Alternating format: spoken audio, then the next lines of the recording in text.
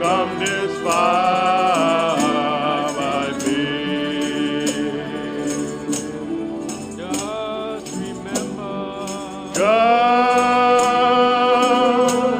remember All the good things. all the good things God has done. Things that seem so impossible. Things that seem so impossible. Praise Him. We're gonna praise Him for the victory we have won. Just remember. Just remember all the good things God has done.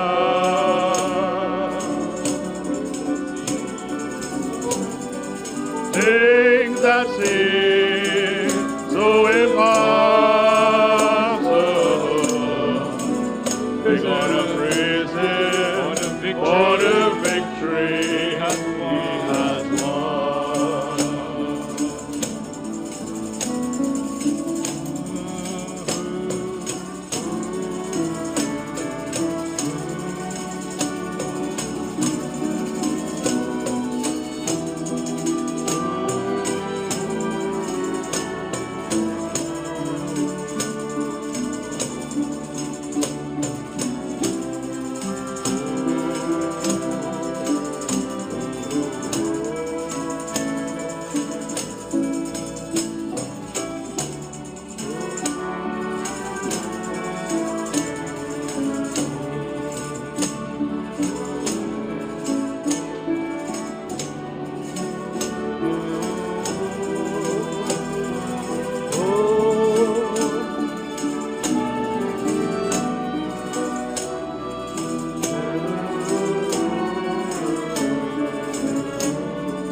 Just remember.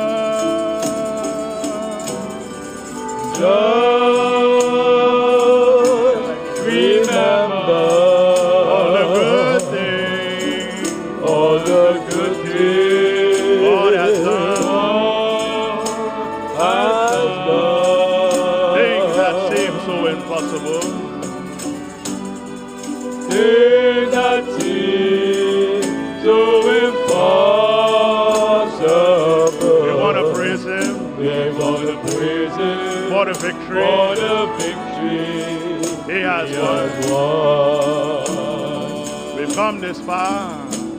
We've come this far by faith, Leaning on the Lord. leaning on the Lord, Trusting in His holy word.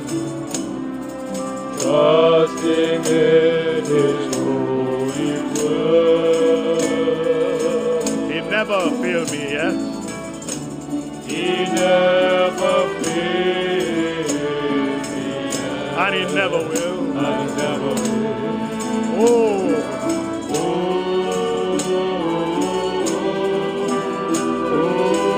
we can't turn back. We can turn back. We've come this far.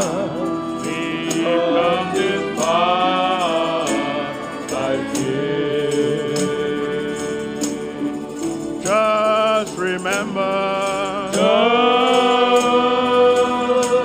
remember All the good things all the good things God has done. God has done. Things that seem so impossible. Things that seem so impossible. We're gonna praise Him We want to praise Him for the victory for the victory He has won.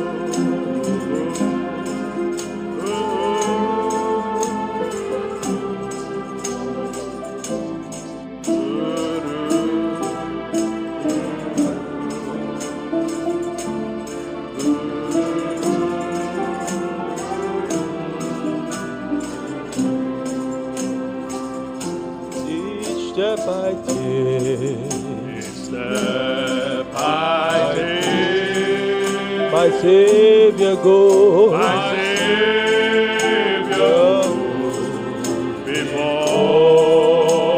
me, And with his loving hand, and with his loving hand, he leads the way. he leads the way, And with his breath, and with his breath, I whisper, I adore I thee. whisper, I adore thee. Oh, what joy Oh, what to walk with him. to walk with him. Each step I take, Each step I take, oh, I know I know that he will guide me to higher ground. to higher ground. He ever leads me on Ever leads me on until someday until someday the last step will be taken. the last step will be taken. Each step I take Each step I take just leads me closer home. leads me closer home. At times I feel At times I feel my faith begins to waver. my faith begins to waver. When up ahead I see When up ahead I see a chasm wide. a chasm wide. Oh, if then I turn Then I and look up to my Savior, look up to my Savior. oh, I am strong. I am strong. Oh, when He is by my When side, He is by my side. each step I take, Step I take. oh, I know that He will guide me. I know that He will guide me Oh, to higher ground. to higher ground. Oh, He ever leads me He on ever leads me on until someday till someday the last step will be taken. the last step will be taken. Each step I take Each step I take just leads me closer just home. leads me closer. Oh, I trust in God. I trust in No God. matter come what may, No matter what comes, for life eternal for life eternal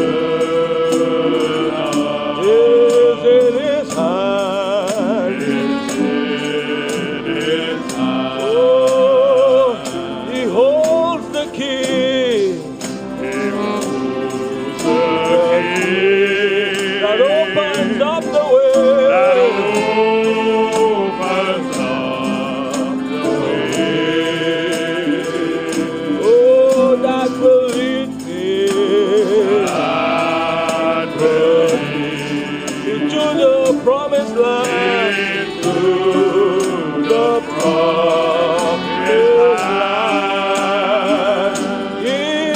by day.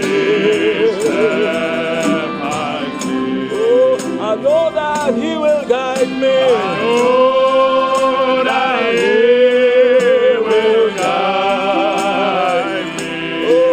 To higher ground. Oh, He ever leads me on.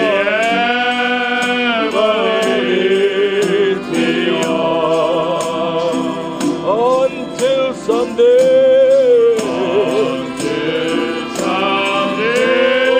The last step will be taken.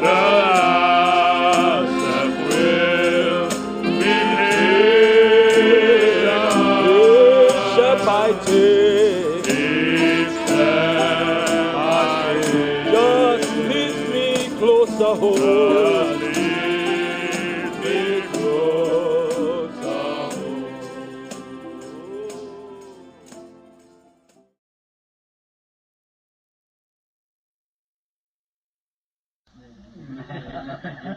Well, we better live up. You sure have.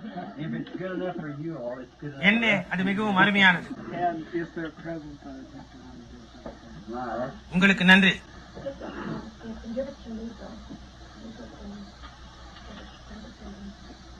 Here, Brother Neagle, you get to present Brother Brown. Just a little gift, Brother Branham. The children saved their pennies and nickels. நன்றி நன்றி என்னுடைய குட்டி சகோதரர்களே, உங்களுக்கு நன்றி பிள்ளைகளே. உண்மையாக உங்களுக்கு என் நன்றி, மிக்க நன்றி. தேவன் உங்களை ஆசீர்வதிப்பாராக. இயேசுவானவர் இப்படி சொல்லி உள்ளார் என்பதை நீங்கள் அறிவீர்களா? சிறியவராகிய இவர்களில் ஒருவனுக்கு நீங்கள் எதை செய்தீர்களோ அதை எனக்கே செய்தீர்கள். வருங்கால ஆண்களும் பெண்களும் நீங்களே. வருங்காலம் என்று ஒன்று இருக்குமானால் நீங்கள் அவர்களாயிருப்பீர்கள். Thank you very much. Should I open it? Yeah. Have it good.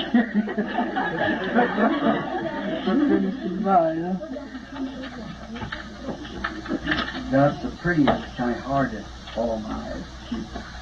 Grandfather has to get his gratitude.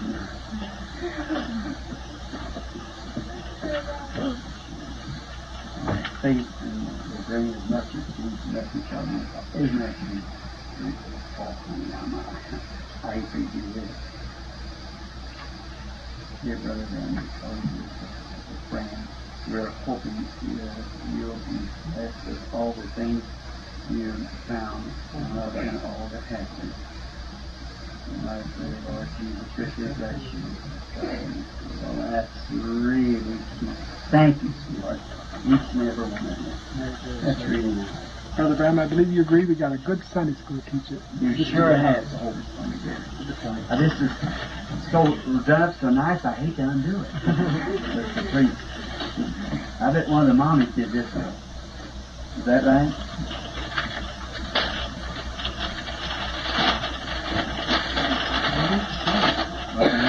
Don't be so slow. Huh? You don't have to be so slow. Well, I have to. It won't jump out.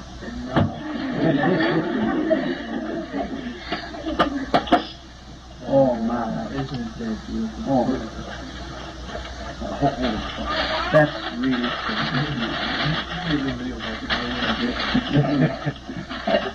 Little gold back. We'll go to wonder which family he belongs to. He puts us in every picture. I'm going to show you. Oh, yeah.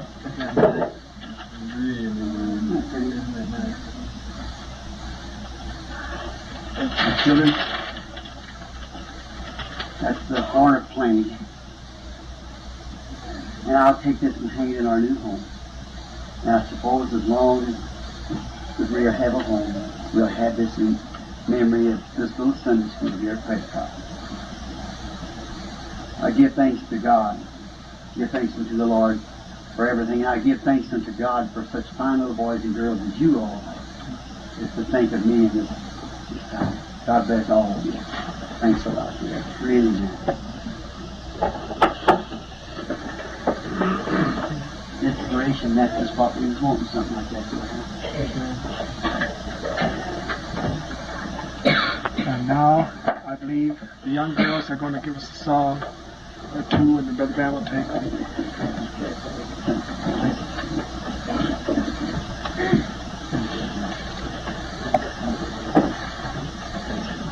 This is a song that the young ladies are going to dedicate to you, Brother Branham. Mary Frances is our director, singer. But I often feel sorry for her. She never knows what we're going to do till the last minute. That's when it's better.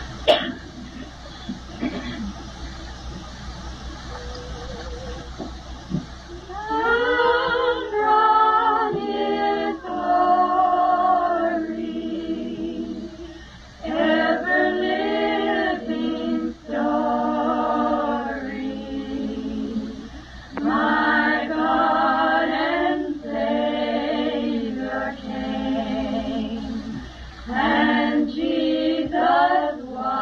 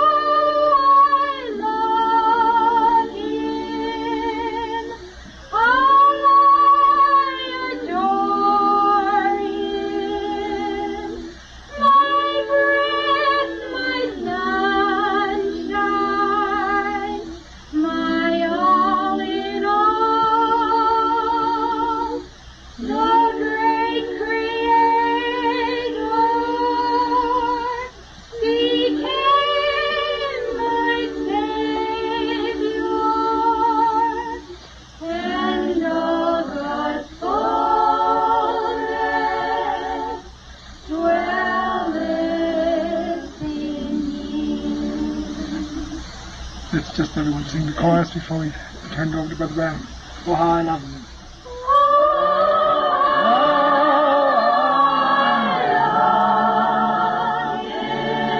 I adore him. Isn't that how you feel right now? Our God and Savior. My sunshine. My all and all. The great Creator.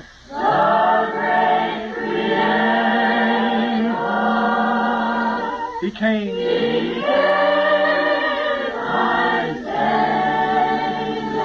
In all God's fullness.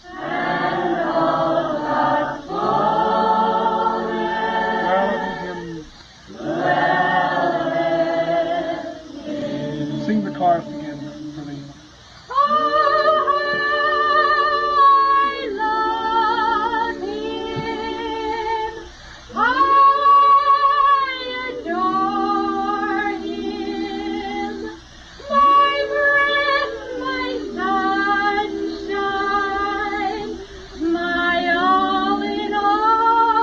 All the young people feel him. The great Creator,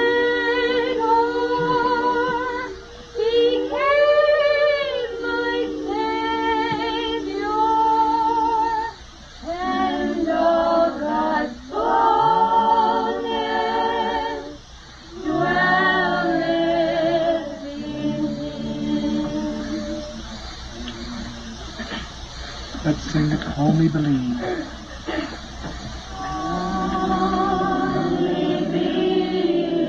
Only believe.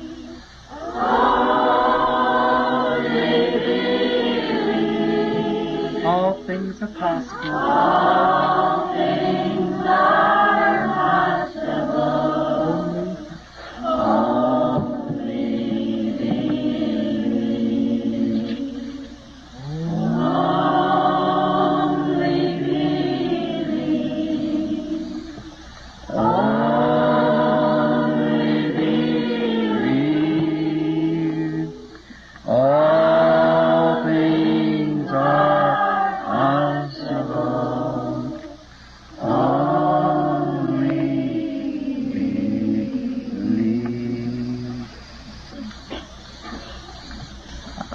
இவைகள் எல்லாவற்றுக்கும் பின்னர் என்னால் இப்பொழுது 4 மணி நேரங்கள் பேச முடியும் என்று நம்புகிறேன். நான் களைத்து போனேன் என்று நினைக்க துவங்கினேன்.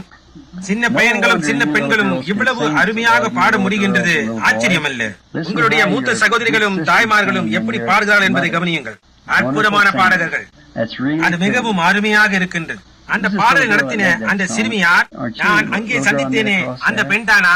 நிச்சயமாகவே அருமையான குரல். உங்கள் எல்லாரும் நான் இதுவரை பாட கேட்ட பாடல்களிலே மிக அருமையானது இங்கேதான் இருக்கிறது. நீங்கள் யாவரும் அது எல்லா நேரத்திலும் பழகிறீர்களா? நீங்கள் அருமையான நல்ல பாடும் ஆற்றலினால் நிச்சயமாகவே ஆசீர்வதிக்கப்பட்டிருக்கிறீர்கள் என்று நான் உங்களுக்கு கூறுகிறேன். நன்றாக பாடுவது எனக்கு மிகவும் பிடிக்கும்.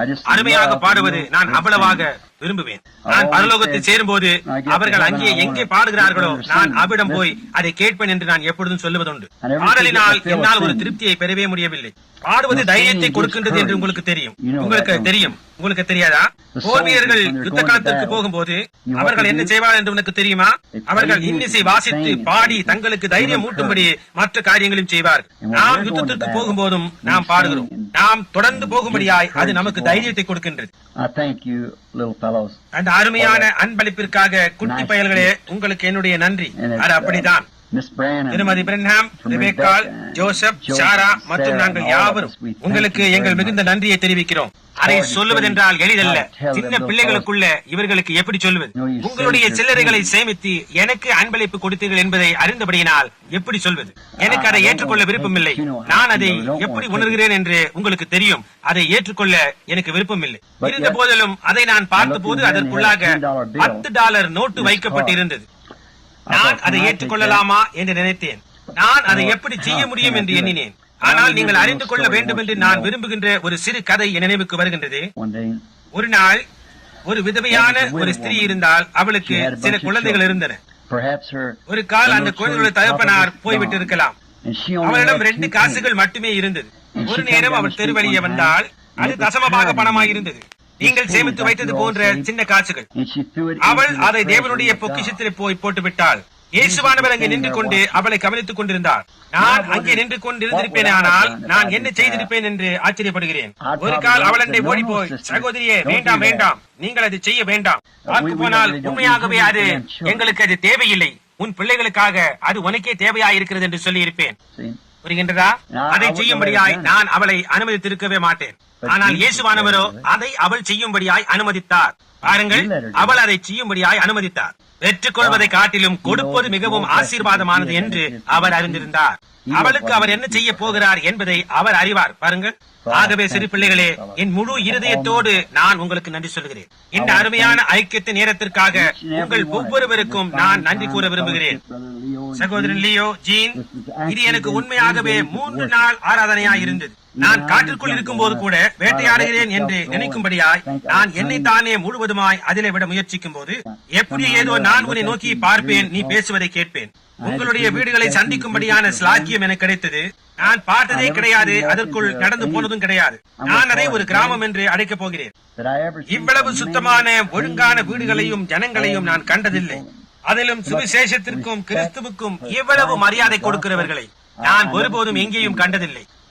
நீங்கள் உண்மையாகவே சரியான பாதையில் துவக்கி இருக்கிறீர்கள். தொடர்ந்து போய்கொண்டே இருங்கள். தேவன் உங்களோடு கூட இருப்பார். உங்களில் சிலரை நான் பார்க்கத்தான் வேண்டும். அன்றொரு நாள் நான் இந்த சகோதரிகளை கண்டேன். அவர்களை யார் என்று எனக்கு தெரியாது. ஏனென்றால் நீங்கள் குல்லாக்களை அணிந்திருப்பதால் அவர்களுக்குள் உங்களுடைய மூக்கையும் கண்களையும் மட்டுமே என்னால் காண முடிகிறது.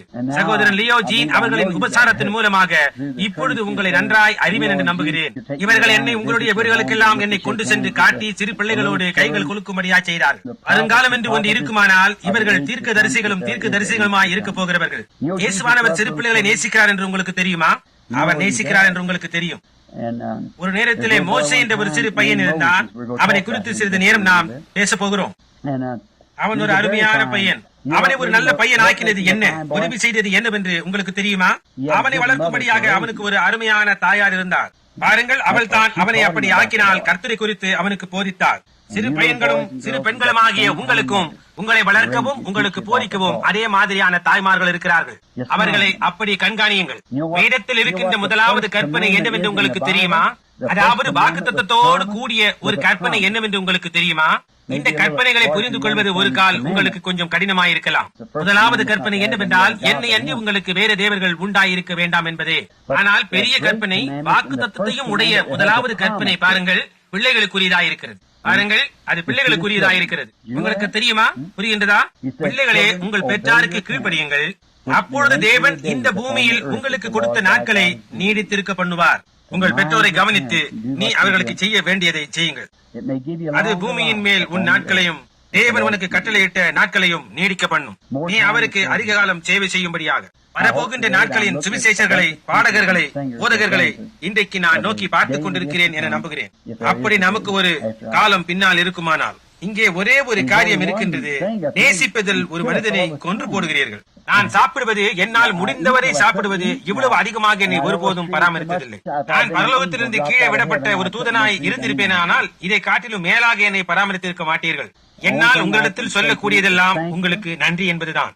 நீங்கள் டூசானுக்கு வரும்போது என்னால் ஒரு கால் இப்பேற்பட்டதான பராமரிப்பு செய்யக்கூடாமல் இருக்கலாம். ஏனென்றால் எப்படி என்று எனக்கு தெரியாது. அதை செய்ய வேண்டிய மரியாதை முறைமைகளை என்னிடம் இல்லை. ஆனால் என்னால் இயன்ற நேர்த்தியானதை நான் செய்வேன். அங்கே வாருங்கள். சகோதரன் சகோதரி ஷான்ஸ் அவர்களுக்கு நிச்சயமாய் நான் நன்றி கூற விரும்புகிறேன். உங்களுடைய அழகான வாலிப மகளையும் மகனையும் இன்று மதியம் சந்திக்கும் சிலாக்கியம் எனக்கு கிடைத்தது. ஆராதனைக்காக உங்கள் வீட்டை திறந்து கொடுத்தமைக்காகவும் நன்றி கூறுகிறேன். வேதாகம காலங்களில் இப்படிப்பட்டதான சம்பவங்கள் நடந்தேறின என்று உங்களுக்கு தெரியும். நான் சொல்வது மிகவும் சொற்பமாய் தோன்றுகிறது என்று நான் அறிவேன். அப்படி அல்லவென்று நாம் நினைக்கலாம். ஆனால் அந்த நாட்களில் அவர்கள் இருந்தது போலவே தேவனுக்கு இன்றைக்கும் இது அவனமாகவே உள்ளது. நினைவிருக்கட்டும், இன்னும் பல வருஷங்கள் உண்டாயிருக்குமானால் அவர்கள் காலத்தை திரும்பி பார்த்து இப்படி சொல்லலாம், நான் மட்டும் அந்த நாட்களிலே பிரஸ்காட்டில் வாழ்ந்திருப்பேனே, ஆனால் நான் மட்டும் ஜீவித்துக் கொண்டிருந்திருப்பேனே. ஆனால் பாருங்கள், இப்பொழுது நாம் அந்த நாட்களில் தான் ஜீவித்துக் கொண்டிருக்கின்றோம். புரிகின்றதா? அப்படியானால் நாம் பாதையின் முடிவிற்கு வந்துள்ளோம். அப்படியானால் அந்த மகா பெரிய நாளில் நமது பலனுக்காக நாம் காத்துக் கொண்டிருக்கும். இப்பொழுது நாம் தேவனுடைய வார்த்தையை திறந்து வாசிக்க போகிறோம். ஆனால் அதை நாம் செய்யும் முன்பாக அவரிடத்தில் ஒரு நொடி பொழுது பேசுவோம். அன்புள்ள இயேசுவே, என்னுடைய உணர்வுகளையும் நன்றியையும் சகோதரன் மெர்க்குரி, சகோதரன் கோட் அவர்களிடத்திலும் இந்த அருமையான ஜனங்களிடத்திலும் அவர்களுடைய பிள்ளைகளிடத்திலும் எப்பேற்பட்டதான ஒரு பட்சத்தை நாங்கள் இங்கு வந்த நாள் முதல் கொண்டு எங்களிடம் காட்டினார்கள் என்பதற்கும் என்னால் வெளிப்படுத்தி காட்ட முடியவில்லை. அந்த பட்சமானது, நேசமானது நாங்கள் எதிர்பார்த்ததற்கு அதிகமாக விஞ்சி போய்விட்டது. அவைகள் மிகவும் அருமையாயும் இனிமையாயும் இருந்தது என்று நாங்கள் அறிவோம். ஆனால் இப்படி ஒரு ராஜரீக உபசாரம் எங்களுக்கு கொடுக்கப்படும் என்று எங்களுக்கு தெரியாது. கர்த்தாவே, இந்த ஜன கூட்டத்தோடு உம்முடைய பிரசன்னம் எப்பொழுது இருக்கும்படியாகவும் பரிசுத்த ஆவியானவர் தாமே ஒவ்வொரு இருதயத்தையும் நிரப்பும்படியாகவும் அவர்களுக்கு நித்திய ஜீவனை நீர் கொடுக்கும்படியாகவும் நான் ஜெபிக்கிறேன். இன்றைக்கு நாங்கள் களி கூறுவது போன்றதான ஒரு முடிவில்லாத நாள், நாங்கள் நேசிக்கின்றதும் ஆராதிக்கின்றதுமான இப்படிப்பட்ட காரியங்களுக்காக ஸ்தோத்திரம் செலுத்துகிறதுமான அவருடைய சமூகத்தில் நாங்கள் கூடுகின்ற ஒரு முடிவில்லாத நாள் எங்களுக்கு உண்டாயிருப்பதாக. அந்த நேரம் மட்டுமாக கர்த்தாவே அவரிடத்தும் அவருடைய வார்த்தையிடத்தும் நாங்கள் நன்றி விசுவாசம் உள்ளவர்களாக இருக்கும்படி காத்துக்கொள்ளும். இயேசுவின் நாமத்தில் ஜெபிக்கிறோம். ஆமேன். காலையில் நான் அதிக நேரம் இருக்க வைத்தேன். இப்பொழுது நான் துரிதமாய் முடிக்க பிரயாசிப்பேன். ஒரு விதமாக சிறு பிள்ளைகளிடத்தில் பேசுவது போன்று நான் பேசப் போகிறேன். புதியவர்களும் கூட புரிந்து கொள்வார்கள். பரிசுத்த மார்க் எழுதின சுவிசேஷத்திலிருந்து வேத வார்த்தைகளை வாசிக்க நான் விரும்புகிறேன். நான் 10ஆம் அதிகாரம் 17ஆம் வசனத்திலிருந்து ஒரு பகுதியை வாசிப்பேன். பின்பு அவர் புறப்பட்டு வழியிட போகையில் ஒருவன் ஓடி வந்து அவருக்கு முன்பாக முழங்கால் படியிட்டு, நல்ல போதகரே, நித்திய ஜீவனை சுதந்திரித்துக் கொள்ளும்படி நான் என்ன செய்ய வேண்டும் என்று கேட்டான். அதற்கு இயேசு, நீ என்னை நல்லவன் என்று சொல்வானேன்? தேவன் ஒருவர் தவிர நல்லவன் ஒருவனும் இல்லையே. விபச்சாரம் செய்யாதிருப்பாயாக, கொலை செய்யாதிருப்பாயாக, களவு செய்யாதிருப்பாயாக, பொய் சாட்சி சொல்லாதிருப்பாயாக, வஞ்சனை செய்யாதிருப்பாயாக, உன் தகப்பனையும் உன் தாயையும் கனம் பண்ணுவாயாக என்கிற கற்பனைகளை அறிந்திருக்கிறாயே என்றார். அதற்கு அவன், போதகரே, இவைகளையெல்லாம் என் சிறு வயது முதல் கை கொண்டிருக்கிறேன் என்றான். Then Jesus, beholding him, loved him, this young fellow. And he said unto him, one thing. இயேசு அவனை பார்த்து அவனிடத்தில் அன்பு கூர்ந்து, உன்னிடத்தில் ஒரு குறைவு உண்டு. நீ போய் உனக்கு உண்டானவை எல்லாம் விற்று தரித்திரருக்கு கொடு. அப்பொழுது பரலோகத்திலே உனக்கு பொக்கிஷம் உண்டாயிருக்கும். பின்பு சிலுவையை எடுத்துக்கொண்டு என்னை பின்பற்றி வா என்றார். அவன் மிகுந்த ஆஸ்தி உள்ளவனாய் இருந்தபடியால் இந்த வார்த்தையை கேட்டு மனம் மடிந்து துக்கத்தோടെ போய்விட்டான். இப்பொழுது பிள்ளைகளுக்கும் பெரியவர்களுக்கும் எல்லாருக்கும் நான் இந்த சிறிய செய்தியை நேரத்தோடும் சீக்கிரமாயும் முடிக்க விரும்புகிறேன். நான் பேசும்படியாக ஒரு சந்தர்ப்பத்தை எடுக்க என்னை பின்பற்றுங்கள் என்பதை எடுக்கிறேன். வழிநடத்தும் தன்மை என்ற ஒரு பொருளை எடுத்து பேச விரும்புகிறேன். பின்பற்று, யாரோ ஒருவர் முன்னடத்தவும், வழிநடத்தும் தன்மை, என்னை பின்பற்றுங்கள்.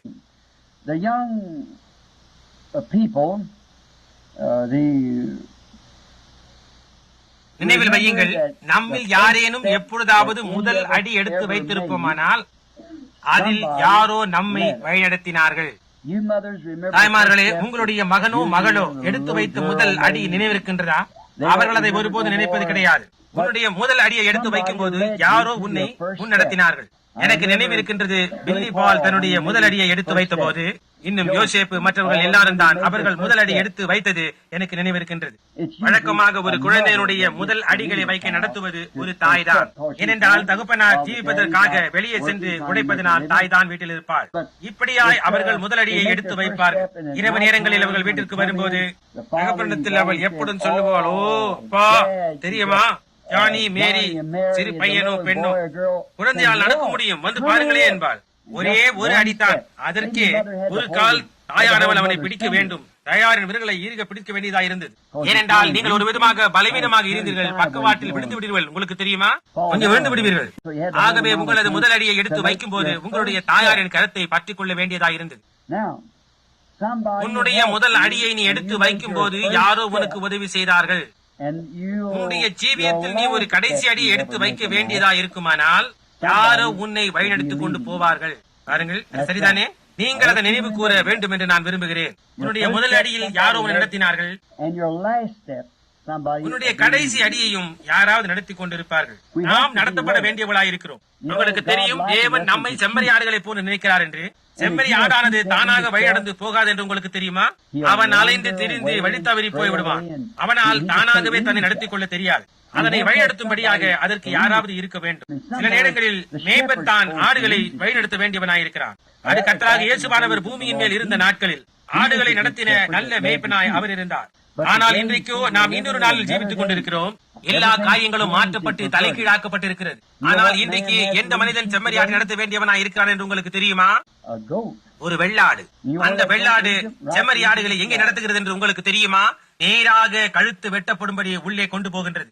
அந்த சிறிய செம்மறி ஆடுகளுக்கு எங்கே போகிறோம் என்றே அறியாதிருக்கிறார்கள். ஆகவே வெள்ளாடானது அந்த ஆட்டு பட்டிக்குள்ளே போய் நேராக கழுத்து வெட்டப்படும் இடத்திற்கு போகிறது. செம்மறி ஆட்டுக்கோ பின்பற்றி போவதை தவிர வேறொன்று தெரியாது. ஆக அது அவைகளை நேராக கழுத்து வெட்டுப்பட நடத்துகிறது. பின்னர் அந்த பாதையிலிருந்து வெள்ளாடு எகிரி குதித்து வெளியே ஓடிவிடும். செம்மறியாடோ அறியபடியாய் போய் கொல்லப்படும். புரிகின்றதா? அது ஒரு வெள்ளாடு, ஒரு தவறான வழி நடத்துபவன்.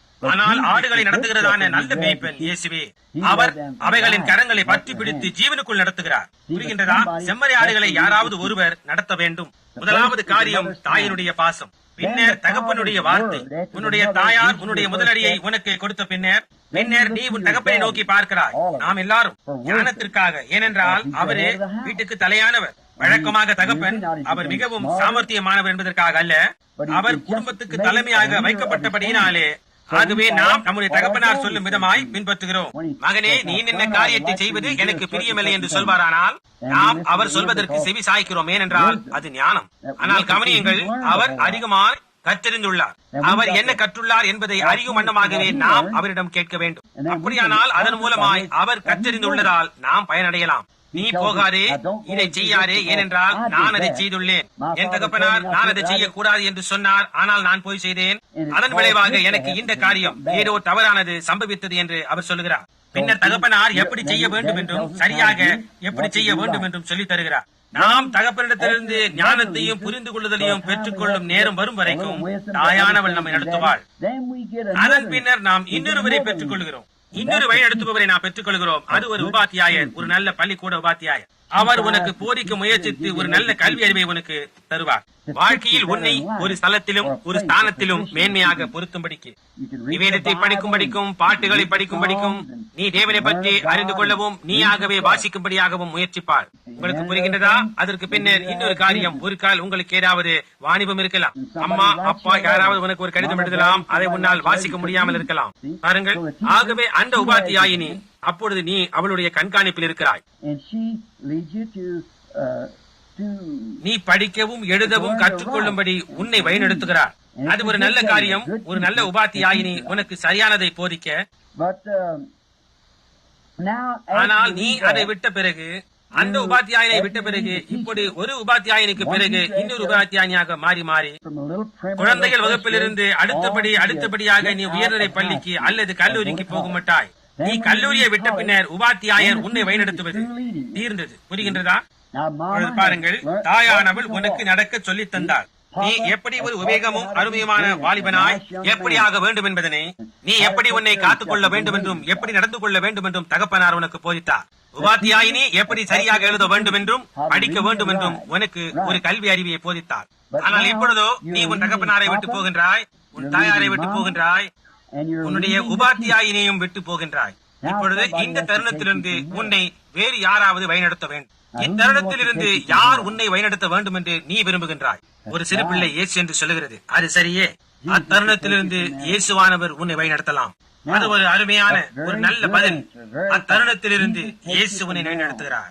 நாம் இப்பொழுது பேசிக் கொண்டிருக்கின்றதான இந்த வாலிபன் ஒரு ஐஸ்வர்யம் உள்ள வாலிப தலைவன் என்று அழைக்கப்பட்டான். இந்த வாலிபன் சரியான முறையிலே வழிநடத்தப்பட்ட ஒருவனாய் காணப்பட்டான். அவனுடைய தாய் அவனை நடக்க பயிற்சிவித்தால், பாருங்கள், அவன் இன்னமும் ஒரு வாலிபனாய் தான் இருந்தான். ஒரு கால் உயர்நிலை பள்ளி முடித்திருக்கலாம். ஒரு நல்ல மிகவும் பெயர் பெற்ற வாலிபனாயிருந்தான். அவன் மிகவும் நன்றாக பயிற்றுவிக்கப்பட்டிருந்தபடியினால் ஒரு கால் நல்ல ஜீவியம் செய்தவனாயிருக்கலாம். அவனுடைய தாய் எப்படி அவனுக்கு போதித்திருக்கிறாள்? அவன் ஒரு வெற்றி கண்ட வாலிபனாய் கூட இருந்திருக்கலாம். ஏனென்றால் பாருங்கள், அவன் ஏற்கனவே ஒரு ஐஸ்வர்யமானாயிருந்தான். அவன் இன்னும் ஒரு வாலிபனாயிருந்தான். ஒரு கால் 18 வயது இருக்கலாம். உயர்நிலை பள்ளியிலிருந்து வெளிவந்திருக்கலாம். அவன் ஐஸ்வர்யவானாயிருந்தான். அவன் ஒரு சரியான ஜீவியம் செய்யும்படியாய் அவனுக்கு ஒரு சரியான உபாத்தியாயரால் ஒரு சரியான போதனை கொடுக்கப்பட்டிருந்தது. அவனுக்கு ஒரு சரியான உபாத்தியாயர் இருந்தார். அவன் இன்னும் வாலிபனாய் இருந்த போதே அவன் மிகுந்த ஆட்சி உள்ளவனாய் இருந்தான். அவனுடைய தகப்பனார் அவனுக்கு மிகுதியான பணத்தை வைத்திருந்தார். அவன் உண்மையாகவே ஒரு வாலிப தலைவனாய் இருந்தான். அந்த வயதிலும் கூட அவன் மிகவும் காரிய சித்தி உள்ளவனாய் இருந்தான். பாருங்கள், அவனுக்கு போதிக்கத்தக்கதான ஒரு நல்ல உபாத்தியாயரை உடையவனாய் இருந்தான். அவனுக்கு சரியான காரியத்தை போதித்தான். அவனுக்கு ஒரு நல்ல கல்வி அறிவு உண்டாயிருந்தது. அதற்கு பிறகு இந்த வாலிபனுக்கு இன்னொரு உபாத்தியாயர் இருந்தார். நீ எந்த விதமாக உருவாக்கப்படுகின்றாய் என்பது அதை பொறுத்துதான் இருக்கிறது. ஆனால் இந்த వాలిబనుకు తన్నుடைய வீட்டிலே మత సంబంధమైన బోధన ఉండాயிருந்தது. కొంతమంది పిల్లలకైతే చాలా మంది పిల్లలకు ఇంటి యొద్ద మత సంబంధమైన బోధ ఉండనే ఉండదు. అది తెలుసా? அவருடைய தாயின் தகப்பனுக்கும் தேவனிடத்தில் விசுவாசம் இல்லை. அவங்களுடைய தாயின் தகப்பனும் குடிக்கிறார்கள், புகைக்கிறார்கள், சண்டையிடுகிறார்கள். ஒருவருக்கொருவர் இரவிலும் மற்ற காரியங்களிலும் எதிர்த்து பாய்வார்கள். தங்களுடைய சிறு பெண்களுக்கும் பையன்களுக்கும் ஆகாரம் சமைத்து கொடுக்க மாட்டார்கள். உங்களுக்கு ஒரு நல்ல அருமையான கிறிஸ்தவ தாயாரும் தகப்பனாரும் இருப்பதனாலே உங்களுக்கு சந்தோஷம் தானே? உங்களுக்கு பிள்ளைகள் உண்டாய் இருக்கும் போது உங்கள் தாயும் தகப்பனையும் போன்றவர்களாய் நீங்கள் இருக்க உங்களுக்கு பிரியமில்லையா? பாருங்கள், இவைகள் எல்லாம் நல்லதுதான். இந்த வாலிபனுக்கு நல்ல மத சம்பந்தமான போதனைகள் உண்டாயிருந்தது. அங்கே சிலருக்கு இருப்பதை விட மிஞ்சி இருந்தது. ஏனென்றால் அவர்களுக்கு பயபக்தியான மத போதனை கிடையாது. ஆனால் இந்த வாலிப மனுஷனுக்கு பயபக்தியான மத போதனை உண்டாயிருந்தது. ஏனென்றால் அவன் சொன்னான், நான் என் சிறு வயது முதல் கற்பனைகளை கை கொண்டு வருகிறேன் என்று. உங்கள் ஒவ்வொருவருக்கும் கூட நல்ல பயபக்தியான மத போதனையாளர்கள் இருக்கிறார்கள். 20 வயதுக்கு உட்பட்ட வாலிப பையன்களும் பெண்களும் ஆகிய உங்களுக்கும் கூட நல்ல போதகர்கள் இருக்கிறார்கள். உங்களுடைய தாயை தகப்பனும் இந்த கூடாரத்திற்குள் இருக்கிறார்கள். நீங்கள் ஒரு நல்ல மனிதனாகவும் மனுஷியாகவும் ஆக்க அவசியமாய் தேவைப்படுகிற எல்லா அம்சங்களும் இங்கு உண்டு. ஏனெனில் நினைவிருக்கட்டும், ஒரு நாளில் நீ மரிக்கப் போகின்றாய் அல்லது மறுரூபமாகி பரலோகத்துக்கு போக போகின்றாய். ஒரு கால் அவருடைய வருகைக்கு முன்னர் நீ மரிப்பாயானால் நீ முதலாவதாக எடுத்துக் கொள்ளப்படுவாய். அது உனக்கு தெரியுமா? உங்களுக்கு முன்பாக ஏற்கனவே நித்திரை அடைந்தவர்கள் நீ மரிப்பதற்கு முன்னர் அப்பாவும் அம்மாவும் மரித்து போவார்களேயானால், நம்முடைய தலைமுறையில் இயேசுவானவர் வரவில்லை என்றால் இந்த அப்பாவும் அம்மாவும் மகிமை அடைந்தவர்களாய் உனக்கு முன்பாக வருவார்கள் என்பது உனக்கு தெரியுமா? பாருங்கள், தேவை எக்காலம் முடங்கும். அப்பொழுது கிறிஸ்துவுக்குள் மரித்தவர்கள் முதலாவது எழுந்திருப்பார்கள். பின்பு உயிரோடு இருக்கும் நாமும் அவர்களோடு கூட எடுத்துக் கொள்ளப்படுவோம். அந்த வண்ணமாக நாம் மாறுதல் அடைவோம். அதுதான் நம்முடைய ஜீவியத்தின் மிகவும் முக்கியமான காரியம். அதுதான் நாம் அதை நினைவில் வைக்க வேண்டும். இப்பொழுது உங்களுக்கு புரிகின்றதா? அதுதான் ஜீவியத்தில் முக்கியமான காரியம். நாம் செய்ய வேண்டியது அவரை சந்திக்க நாம் ஆயத்தமாக வேண்டும்.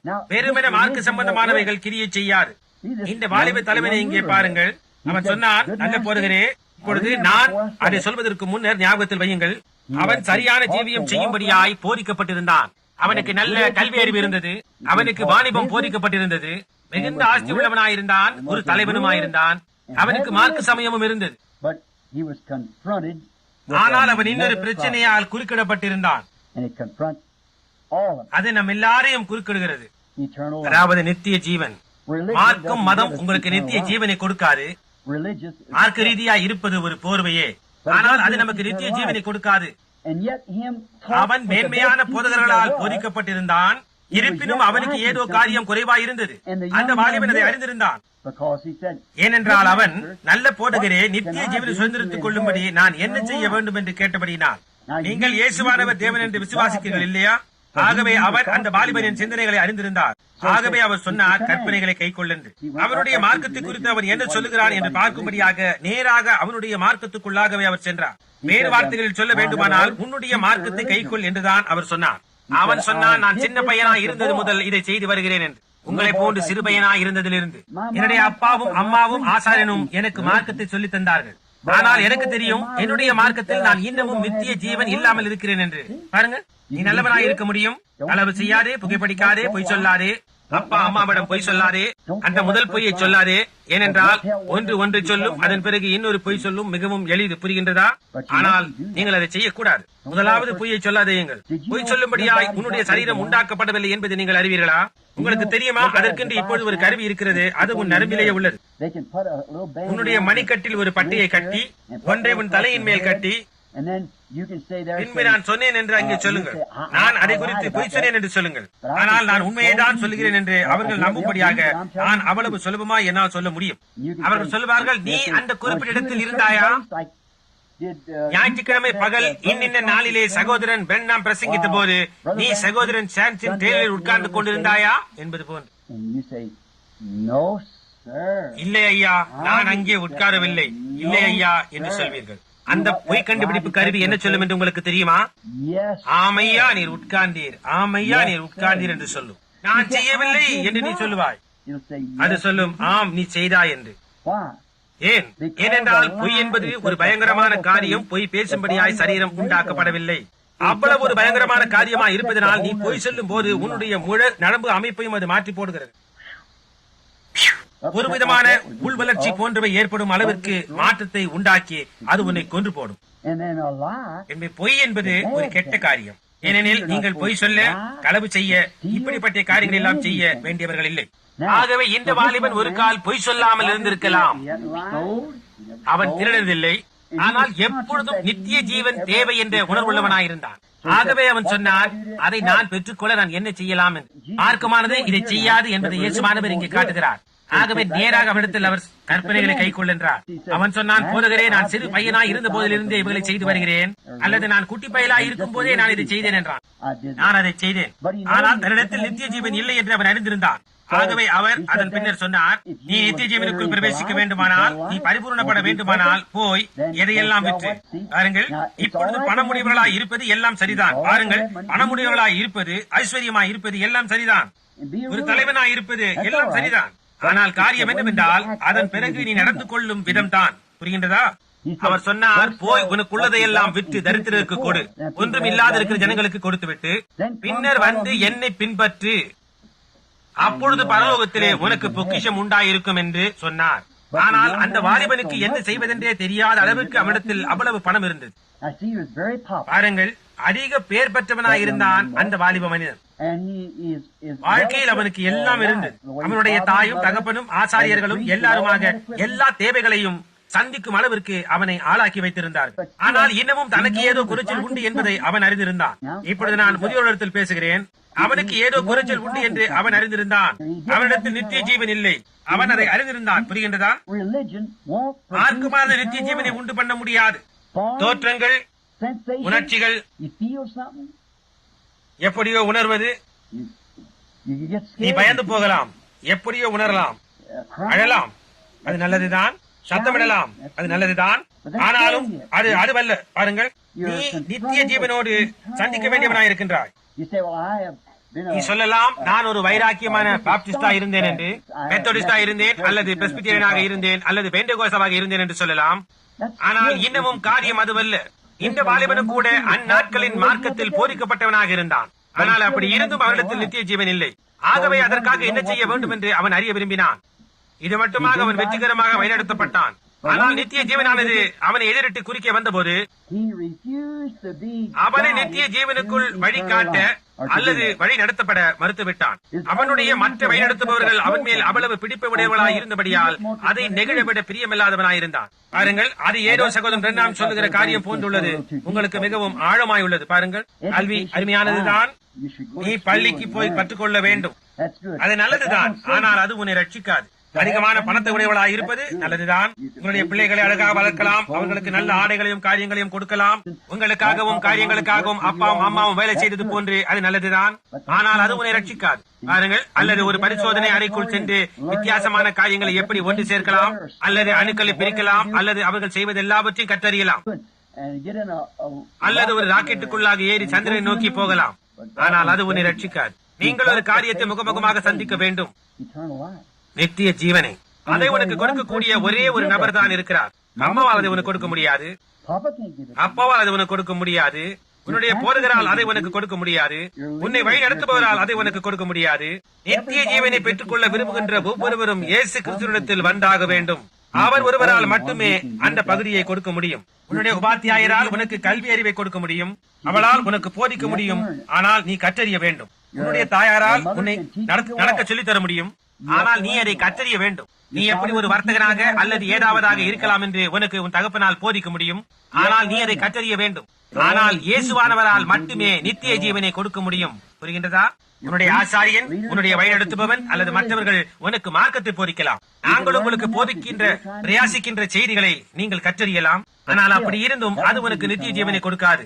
இயேசு கிறிஸ்துவாகிய அந்த நபரை நீங்கள் ஏற்றுக்கொள்ள வேண்டும். அதை நீங்கள் புரிந்து கொண்டீர்களா? நீங்கள் யாவரும் நித்திய ஜீவனை உடையவர்களாக இருப்பதற்கு இயேசு கிறிஸ்துவாகிய அந்த நபரை நீங்கள் ஏற்றுக்கொண்டிருக்க வேண்டும். ஆனால் சில நேரங்களில் மற்ற வழிநடத்துபவர்கள் நம்மீது அவ்வளவு செல்வாக்கு உடையவர்களாக இருக்கின்றபடியினால் அந்த வேளை வரும்போது நாம் என்ன செய்வதென்றே தெரியாத அளவுக்கு ஆகிவிடுகிறோம். நித்திய ஜீவனுக்குள்ளாக வழிநடத்தும் தன்மையை புறக்கணிப்பது என்ன ஒரு பிராண ஆபத்தான காரியமாய் இருக்கிறது. ஏனென்றால் பாருங்கள், அது ஒருபோதும் முடிவு பெறாததான ஜீவனாய் இருக்கிறது. கல்வி அது நல்லதுதான், அது இங்கே நமக்கு உதவி செய்யும். வாணிபம் அது அருமையானது, பணம் அது அருமையானது, ஒரு நல்ல பெண்ணாகவும் நல்ல பையனாகவும் இருங்கள், அது நல்லதுதான். ஆனால் நீங்கள் பாருங்கள், ஜீவியம் இங்கே முடியும் போது எல்லாம் அவ்வளவுதான். உங்களுக்கு புரிகின்றதா முதியோர்களே? உங்களுக்கு புரிகின்றதா? பாருங்கள், எல்லாம் அவ்வளவுதான். அப்படியா இருக்குமானால் நித்திய ஜீவனுக்காக நாம் இயேசு கிறிஸ்துவை ஏற்றுக்கொண்டாகத்தான் வேண்டும். இயேசுவானவர் மட்டுமே உன்னை அதற்கு வழிநடத்த முடியும். இந்த வாலிப மனிதன் இந்த காரியங்கள் யாவற்றையும் தன்னுடைய பள்ளியிலேயும் அவனுடைய பெற்றோர்கள் மூலமாய் எல்லாவற்றையும் அடைந்திருந்தாலும் அவன் அடைந்திருக்கக்கூடிய மிகவும் பெரிதான காரியத்தை அவன் இழந்து போனான். அதாவது பரிசுத்த ஆவியானவரால் வழிநடத்தப்படுவதை இழந்து போனான். வந்து என்னை பின்பற்று என்று இயேசு சொன்னார். பள்ளியிலிருந்து வெளியேறுகின்றதான பெண்களாகிய நீங்கள், உங்களில் சிலர் சீக்கிரத்தில் கல்லூரி படிப்பை முடிக்கலாம். வாலிப பையன்களே, இருக்கின்றவைகளில் மிக பெரிய வழிநடத்தும் தன்மை இயேசு கிறிஸ்துவே. அதுவே நித்திய ஜீவனுக்கான வழிநடத்தும் தன்மை. இப்பொழுது இந்த வழிநடத்தும் தன்மை ஒவ்வொரு மானிட வர்க்கத்தையும் குறுக்கிடுகிறது. அவர்களுக்கு தெரிந்து கொள்ளும்படியான ஒரு சந்தர்ப்பம் கொடுக்கப்படுகிறது. நமது ஜீவியத்தில் இருக்கின்றதான ஒரு பெரிய காரியம் அதுதான் தெரிந்து கொள்ளுதல். உங்களுக்கு தெரியும், அப்பாவும் அம்மாவும் ஒரு நல்ல சிறு பையனையோ பெண்ணையோ உடையவளாயிருக்க தெரிந்து கொண்டார்கள், உன்னை போன்று நீங்கள் யாவரும். பின்னர் கொஞ்சம் கழித்து ஒரு உபாத்தியாயரிடமிருந்து கற்றறிவதா வேண்டாமா என்பதை தெரிந்து கொள்ள உனக்கு உரிமை உண்டாயிருக்கிறது. உபாத்தியாயரால் உனக்கு சொல்லித் தர முடியும். ஆனால் நீ ஒரு கெட்ட பையனாயிருந்து கற்றுக் கொள்ளாமலேயே இருக்கலாம், ஒரு கெட்ட சிறு பெண்ணாக செவி கொடுக்காமலே இருக்கலாம். நீங்கள் சிறியவர்களாக இருந்தும் அதை செய்ய உங்களுக்கு ஒரு தெரிந்து கொள்ளுதல் உண்டு. உன்னுடைய பள்ளிக்கூட ரிப்போர்ட் அட்டையில் வாங்கி இருக்கின்றாயா என்று தாயார் கேட்கலாம். இல்லை, எனக்கு மிகவும் மோசமாகத்தான் கிடைத்தது. பாருங்கள், தாயார் சொல்லலாம், இப்பொழுது நீ படிக்கத்தான் வேண்டும், அப்படியானால் இதை செய்யத்தான் வேண்டும். அப்பா சொன்னது போன்று அம்மா சொன்னது போன்றும் படித்துக் கொண்டே இரு. பாருங்கள், நீங்கள் படிக்கத்தான் வேண்டும். ஆனால் உனக்கு ஒரு தெரிந்து கொள்ளுதல் உண்டு. நீங்கள் அதை செய்யலாம் அல்லது அதை செய்யாமலும் இருக்கலாம். எனக்கு வேண்டியதில்லை என்று நீங்கள் சொல்லலாம். பாருங்கள், உனக்கு ஒரு தெரிந்து கொள்ளுதல் உண்டு. கொஞ்ச காலம் கழித்து நீ எந்த பெண்ணை மணந்து கொள்ளப் போகின்றாய், எந்த பையனை மணந்து கொள்ளப் போகின்றாய் என்று ஒரு தெரிந்து கொள்ளுதல் உண்டாயிருக்க போகின்றது. ஜீவியத்தின் எல்லா இடத்திலும் உனக்கு ஒரு தெரிந்து கொள்ளுதல் உண்டு. பின்னர் உனக்கு இன்னொரு தெரிந்து கொள்ளுதல் உண்டாயிருக்கிறதாவது, இந்த ஜீவியத்திற்கு பிறகு நீ ஜீவிக்க விரும்புகின்றாயா இல்லையா, அல்லது ஒரு நல்லவனாக பெயர் பெற்றவனாக இருக்க விரும்புகின்றாயா, ஒரு சினிமா நட்சத்திரமாகவோ அல்லது ஒரு நடனம் ஆடுபவராகவோ அல்லது வேற ஏதாவதாகவோ இருக்க விரும்புகின்றாயா என்று தெரிந்து கொள்ள வேண்டும். கொஞ்ச நேரத்திற்கு முன்னர் இந்த சின்ன பெண்கள் அவருடைய அழகான குரலால் பாடினார்களே, அந்த பிள்ளையானது குரலை பண்படுத்த வேண்டும். அவள் ஒரு அரங்க பாடகியாகவோ அல்லது ஏதோ பாடகியாகவோ ஆகலாம். நான் இந்த சின்ன பையனுடைய குரல்களையும் கேட்கிறேன். தன்னுடைய புத்திர சிவிகாரத்தை விற்று போட்ட எல்விஸ் பிரெஸ்லியை போல் இருக்கலாம். பாருங்கள், உங்களுக்கு அது வேண்டாம். அது தேவன் உனக்கு கொடுத்ததான ஒரு தாளந்து. நீ அந்த தாளந்தை எங்கே கொண்டு போய் உபயோகிக்கப் போகின்றாய் என்பதை நீ தெரிந்து கொள்ள வேண்டும். தேவனுக்காகவா அல்லது பிசாசிற்காக அதை உபயோகிக்கப் போகின்றாயா என்பதை தெரிந்து கொள்ள வேண்டும். புரிகின்றதா? சகோதரன் லியோ இங்க இருக்கின்றார். உங்களுடைய சகோதரனை பாரும். இங்கே வந்து ஜனங்கள் நடத்தும்படியான ஒரு தாளந்து இப்பொழுது அவனிடத்தில் இருக்கின்றது. அவர் அதை கொண்டு என்ன செய்ய போகின்றார்? அவர் வியாபாரத்தில் போய் ஒரு கோடீஸ்வரனாக ஆக்கிக் கொள்ள போகின்றாரா?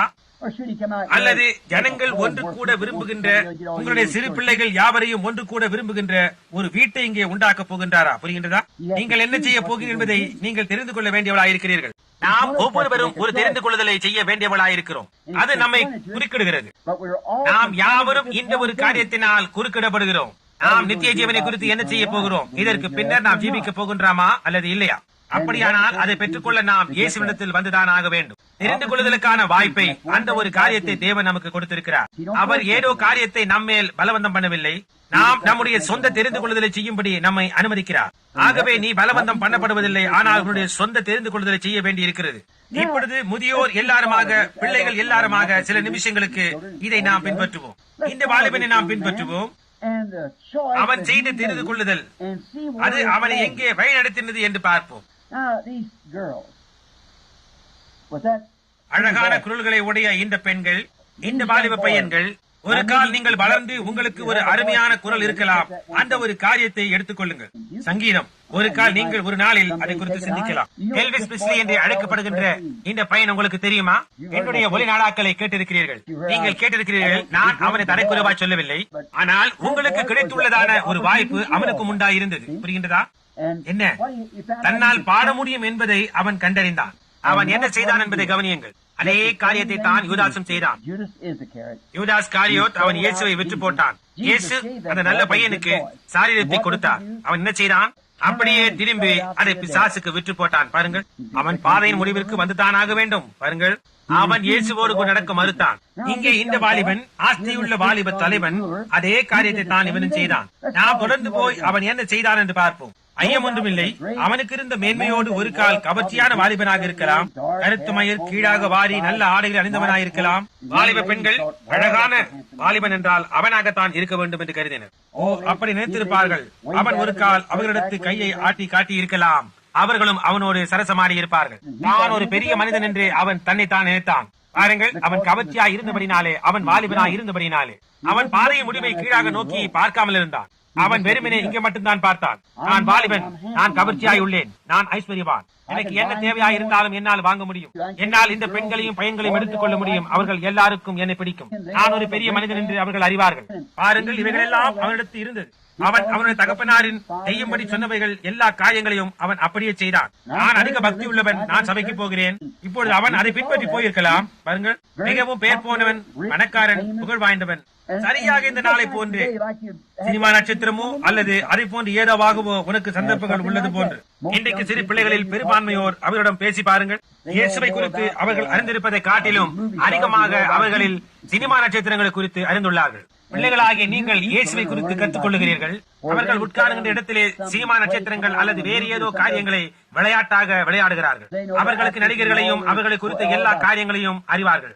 அவை எல்லாவற்றையும் அதை காட்டிலும் அதிகமாக அறிந்துள்ளார்கள். வேதத்தை குறித்து அவரிடத்தில் சொல்லுங்கள். வேதத்தை குறித்தவர்களுக்கு ஒன்றுமே தெரியாது. பாருங்கள், அதை தவறான தெரிந்து கொள்வதிலே செய்கிறது. இப்பொழுது சில பாடகர்கள் தங்களுடைய தேவனால் கொடுக்கப்பட்ட தாளந்தை புகழுக்காக வித்து போடுகிறார்கள். பின்னர் நாம் அவனை வாழ்க்கையின் கடைசியில் பார்க்கலாம். இன்னும் கொஞ்ச தூரம் தொடர்ந்து போய் அவனை பார்ப்போம். இந்த வாலிபனை குறித்து வேதம் என்ன சொல்லுகிறது என்று உங்களுக்கு தெரியுமா? அவன் இன்னும் அதிக வெற்றியை கண்டான்.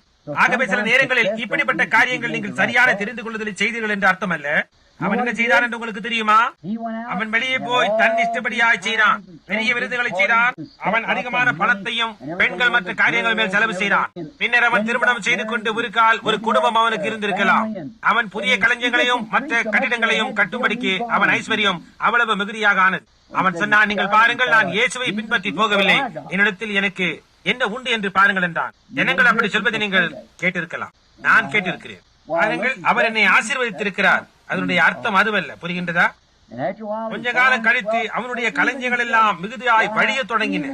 அவன், ஆத்துமாவே உன்னுடைய இளைப்பாறுதலை எடுத்துக்கொள், என்னிடம் அவ்வளவு பணமும் அவ்வளவு வெற்றியும் இருக்கிறது, நான் அவ்வளவு பெரியதொரு மனிதன், எல்லா கிளப்புகளிலும் எனக்கு பங்குண்டு, உலகத்தின் ஐஸ்வர்யங்கள் என் கரத்தில் இருக்கின்றது, மிகுதியான நிலங்களும் மிகுதியான பணமும் எனக்கு சொந்தம், நான் ஒரு நல்ல அருமையான மனிதன் என எல்லாருக்கும் என்னை பிடிக்கும். ஆனால் உங்களுக்கு தெரியுமா, வேதம் அதை சொல்லுகிறது, அந்த இரவு தேவன் அவனிடத்தில், நான் உன் ஆத்மாவை எடுக்கப் போகிறேன் என்று சொன்னார். பின்னர் என்ன நடந்தது? அங்கே ஒரு பிச்சைக்காரன் இருந்தான். ஒரு ஏழையான வயதான கிழவன் அவனுடைய வெளி வாசலில் கிடந்தான். அங்கே எங்கோ எருசலேமிலே அவர்கள் அங்கே வீட்டின் மாடியிலே சாப்பிட்டார்கள். விதமாக ரொட்டி துணிக்கைகளும் மாமிச துணிக்கைகளும் அவர்கள் அதை கீழே போடும் போது அவைகள் தரையில் வந்து விழும்.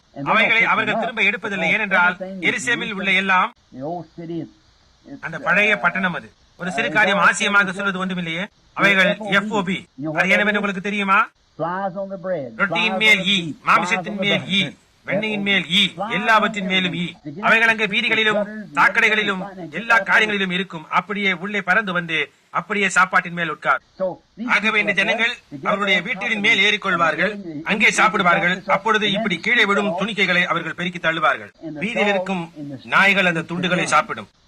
அந்த 7 வயதான கிறிஸ்தவன் அங்கே வீதியில இருந்து அவனுடைய தட்டிலிருந்தும் படுக்கையிலிருந்தும் அவனுடைய மேஜையிலிருந்து விடும் துணிக்கைகளை சாப்பிடும்படி அனுமதித்தான். அதன் பின்னர் அவன் உள்ளே வந்தபோது எருசலேமுக்குள்ளாக அவனுக்கு பருக்கள் உண்டானது. அந்த பருக்களின் மேல் போட்டு மூடுவதற்கு அவனிடத்தில் ஒன்றுமில்லை. அவனுடைய பெயர் லாசரு. அவன் சொஸ்தமடையும்படியாக நாய்கள் வந்து அவன் பருக்களை நக்கினது. கொஞ்ச காலத்திற்கு பிறகு உங்களுக்கு தெரியுமா, இந்த ஆஸ்தியுள்ள மனிதன் அவன் சுகவீனமானால் எல்லாவித மருந்துகளையும் வாங்கும்படியாக அவனிடம் பணம் உண்டு என்று கண்டான். எல்லா விதமான வைத்தியர்களும் அவனுக்கு இருந்தனர். ஆனால் உங்களுக்கு தெரியுமா, சில நேரங்களில் வைத்தியர்களால் நமக்கு உதவி செய்ய முடியாது போயிடும். மருந்துகள் நமக்கு உதவி செய்ய முடியாமல் போகும். ஒன்று நமக்கு உதவி செய்யாமல் முடியாமல் போகும். நாம் தேவனுடைய இரக்கத்தில்தான் நம்பி இருக்கிறோம். அவன் தன்னுடைய பாதையை முடிவுக்கு வந்தான். வைத்தியர்களால் அவனுக்கு உதவி செய்ய முடியவில்லை, நர்சுகளால் அவனுக்கு உதவி செய்ய முடியவில்லை, மருந்தினால் அவனுக்கு உதவி செய்ய முடியவில்லை. பின்பு அவன் மரித்தான். அவனுடைய ஆத்மா அவனுடைய சரீரத்தை விட்டு வெளியேறிய பிறகு பாருங்கள், அது அவனுடைய எல்லா பணத்தையும், அவனுடைய எல்லா கல்வியையும், அவனுக்கு இருந்த எல்லா காரியங்களையும், அவனுடைய எல்லா புகழையும் இங்கே விட்டு சென்றது. அவர்கள் அவனுக்கு மகா பெரிய ஒரு அடக்க ஆராதனை செய்தார்கள். ஒரு கால் கொடியானது அரைக்கம்பத்தில் பறந்திருக்கலாம். அந்த பட்டணத்தின் மேயர் அதற்கு வந்திருக்கலாம், போதகர்கள் வந்திருக்கலாம். நம்முடைய சகோதரன் இப்பொழுது மகிமைக்குள்ளாக போயிருக்கிறார் என்றெல்லாம் சொல்லி இருப்பார். ஆனால் வேதம் என்ன சொல்லுகிறது என்றால், அவன் பாதாளத்திலே வேதனையில் தன் கண்களை ஏறெடுக்கும் போது, அந்த ஆழிக்கு அப்புறமாக அவன் தூரத்திலே நோக்கி பார்த்தபோது அவன் வாசலண்டிலே பருக்களால் இறந்தவனாய் இருந்த அந்த பிச்சைக்காரனை கண்டான்.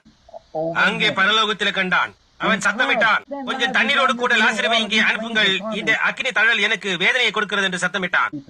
முடியாது என்று சொல்லப்பட்டது. பாருங்கள், அவன் ஜீவியத்தில் அவன் தவறான தெரிந்து கொள்ளுதலை செய்தான். புரிகின்றதா? அவனுடைய ஜீவியத்திலிருந்து வெளியே போகும்படியான பாதையின் இறுதிக்கு அவன் வந்தபோது மார்க்கத்தால் அவன் வழிநடத்தப்பட்டவனாயிருந்தான். அவன் கல்வியினால் வழி நடத்தப்பட்டவனாயிருந்தான். அவனுடைய வெற்றியின் செல்வாக்கிலே வழி நடத்தப்பட்டவனாயிருந்தான். ஆனால் நீங்கள் பாருங்கள், அவன் கரம் நீட்டி பற்றிக் கொள்ள அவனுக்கு அங்கே ஒன்றுமில்லை. அந்த காரியங்கள் யாவும் அங்கு முடிவடைந்து விட்டது. உங்களுக்கு புரிகின்றதா சின்ன பயல்களே, புதியவர்களே, நான் என்ன சொல்கிறேன் என்று உங்களுக்கு புரிகின்றதா? அவனை பிடிந்து தாங்கத்தக்கதாக அவனுக்கு அங்கே ஒன்றுமில்லை. அவனுடைய பணத்தினால் அவனை தாங்க முடியவில்லை. வைத்தியரோடு உள்ள அவனுடைய நண்பர்களால் அவனை தாங்க முடியவில்லை. மருந்தினால் அவனை தாங்க முடியவில்லை. அவனுடைய ஆசாரியன், அவனுடைய மார்க்கம் அவனை தாங்க முடியவில்லை. ஆகவே அவன் செய்யக்கூடியதா இருந்ததெல்லாம் ஒரே காரியம்தான். நித்திய ஜீவனாகிய அந்த இயேசுவை அவன் ஏற்றுக்கொள்ள மறுத்தான். ஆகவே அவன் என்ன செய்ய வேண்டியிருந்தது? பாதாளத்தில் அவன் மரணத்திலே அமிழ்ந்து போக வேண்டியிருந்தது. என்ன ஒரு பிராண ஆபத்தான தவறை அந்த வாலிபன் செய்தான். அவன் இயேசுவை ஏற்றுக்கொள்ள, இயேசுவினால் வழி நடத்தப்பட எப்போது மறுத்தானோ அவன் அப்பொழுதே அதை மறுத்தான். இன்றைக்கு அநேக வாலிப ஜனங்கள் அந்த தவறை தான் செய்கிறார்கள். கர்த்தராகிய இயேசுவினால் வழி நடத்தப்பட மறுக்கிறார்கள். நித்திய ஜீவனை மறுக்கின்றதும், இயேசுவினால் வழிநடத்தப்படுகின்றதை மறுக்கின்றதும், வழிநடத்தப்படும் தன்மையை மறுக்கின்றதும், வந்து என்னை பின்பற்றி வா என்று அவர் சொன்னபோது மறுத்ததும் என்ன ஒரு பிராண ஆபத்தான காரியம் என்று நாம் இப்பொழுது கண்டோம். இந்த கவர்ச்சியான சின்ன மனிதன் இன்று மதியம் என்ன சொன்னான் என்று பாருங்கள். நீங்கள் பள்ளியை விட்டு வெளிவரும் போது, பள்ளியை விட்டு விலகும் போது உனக்கு இன்னொரு வழிநடத்துபவர் தேவை. ஆனால் அது இயேசுவா இருக்கட்டும். இயேசுதான் வேதமாயிருக்கிறார். நீங்கள் அதை விசுவாசிக்கிறீர்களா? இதுதான் நமக்கு இயேசுவின் ஜீவியமும் அவருடைய கற்பனைகளுமாய் எழுத்து வடிவில் உள்ளது. ஆகவே நாம் காணும்படியாக இதற்குள்ளாக நாம் பார்க்க வேண்டும். இதுதான் வரைபடம். நாம் பின்பற்றி போகத்தக்கதாக நித்திய ஜீவனை நாம் துவக்க அவர் நமக்கு சொன்ன வரைபடம் இதுதான். இப்பொழுது இந்த மனிதன் இழந்து போனான் என்று நாம் இங்கே பார்க்கிறோம். இப்பொழுது நாம் இன்னொன்றை பார்ப்போம். சரியான விதமாக போக நிச்சயித்த இன்னொரு ஐஸ்வர்யமுள்ள தலைவனை குறித்து பார்க்க உங்களுக்கு அவகாசம் இருக்கின்றதா? விருப்பம் இருக்கின்றதா? அதை கேட்க உங்களுக்கு பிரியமா? சரி, இப்பொழுது நாம் அதை முயற்சி செய்து பார்ப்போம். இதே காரியத்தால் குறுக்கிடப்பட்ட இன்னொரு ஆஸ்தியுள்ள வாலிப தலைவனை நாம் எடுப்போம். இப்பொழுது அவன் எங்கே போனான் என்று நாம் பார்த்தோம். அவன் ஒரு நல்ல ஜீவியம் தான் செய்தான், ஆனால் மரித்து பாதாளத்திற்கு போனான். இப்பொழுது நாம் இங்கே அதே காரியத்தினால் குறுக்கிடப்பட்ட இன்னொரு வாலிபனை குறித்து நாம் பேச போகிறோம். அவன் ஒரு பணக்காரன், ஒரு வாலிபன், ஒரு தலைவன். ஆனால் அவன் கிறிஸ்துவின் வழிநடத்துதலை ஏற்றுக்கொண்டவன். கொஞ்சம் முன்பாக அந்த சிறு பையன் நமக்கு சொன்னது போன்று நாம் வழிநடத்தப்பட அனுமதிக்க வேண்டும். அவன் அதை ஏற்றுக்கொண்டான். இதற்கான வேத வார்த்தைகள் நான் பேசி முடித்த பிறகு நீங்கள் அதை பார்க்க வேண்டுமானால் அது எபிரேயர் 11ஆம் அதிகாரம் 23 முதல் 29ஆம் வசனம் வரை உள்ளது. நாம் அதை வாசிக்கட்டும். அது சரிதானே? கொஞ்ச நேரம் என்னோடு பொறுமையாயிருங்கள். இருப்பீர்களா? சொல்லுவதை கவனமாய் கேளுங்கள். செய்வீர்களா? நாம் இதை வாசிப்போம். அப்பொழுது நீங்கள் சகோதரன் பிரண்ணாம் இதை வேதத்திலிருந்து வாசித்ததை நான் கேட்டேன் என்று சொல்வீர்கள். புரிகின்றதா? அது அங்கே இருக்கிறது என்று அப்பொழுது நீங்கள் அறிவீர்கள். இது நான் சொல்லதல்ல, இது அவர் சொன்னது. இந்த நல்லவனை குறித்து வேதம் என்ன சொல்லுகிறது என்று இப்பொழுது நீங்கள் கவனியுங்கள். புரிகின்றதா? இப்பொழுது பாருங்கள். மோசே பிறந்தபோது அவனுடைய தாய் தகப்பன்மார் அவனை அழகுள்ள பிள்ளை என்று கண்டு விசுவாசத்தினாலே ராஜாவினுடைய கட்டளைக்கு பயப்படாமல் அவனை 3 மாதம் ஒளித்து வைத்தார்கள். விசுவாசத்தினாலே மோசே தான் பெரியவனான போது பார்வோனுடைய குமாரத்தின் மகன் எனப்படுவதை வெறுத்து, கவனியுங்கள், அநித்தியமான பாவ சந்தோஷங்களை அனுபவிப்பதை பார்க்கிலும் தேவனுடைய ஜனங்களுடைய துன்பத்தை அனுபவிப்பதை தெரிந்து கொண்டு கிறிஸ்துவ நிமித்தம் ஒரு நிந்தையை அதிக பாக்கியம் என்று எண்ணினான். கிறிஸ்துவ நிமித்தம் வரும் நிந்தையை அதிக பாக்கியம் என்று எண்ணினான். காலங்களுக்கு முன்பாக மோசையின் நாட்களில் அவர் அப்பொழுதும் கிறிஸ்துவாயிருந்தார். புரிகின்றதா? அவர் ஒருவரே நித்திய ஜீவனை உடையவராயிருந்தார். பாருங்கள். Esteeming the reproach to be called a fanatic, holy roller or something like that. Esteeming the reproach of Christ greater இனிவரு பலன் மேல் நோக்கமாயிருந்து எகிப்திலுள்ள பொக்கிஷங்களிலும் கிறிஸ்துவ நிமித்தம் வரும் நிந்தையை அதிக பாக்கியம் என்று எண்ணினான். இப்பொழுது அதன் அர்த்தம் என்னவென்று உங்களுக்கு தெரியுமா? இதுதான் அதனுடைய அர்த்தம். மோசே மிகவும் ஏழ்மையான ஒரு பையனாக பிறந்தான். அவனுடைய தகப்பனாரின் பெயர் அம்ராம், அவனுடைய தாயின் பெயர் யோசபாத். அவர்கள் மிகவும் ஏழைகள், ஆனால் அவர்கள் கிறிஸ்தவர்களாயிருந்தார்கள்.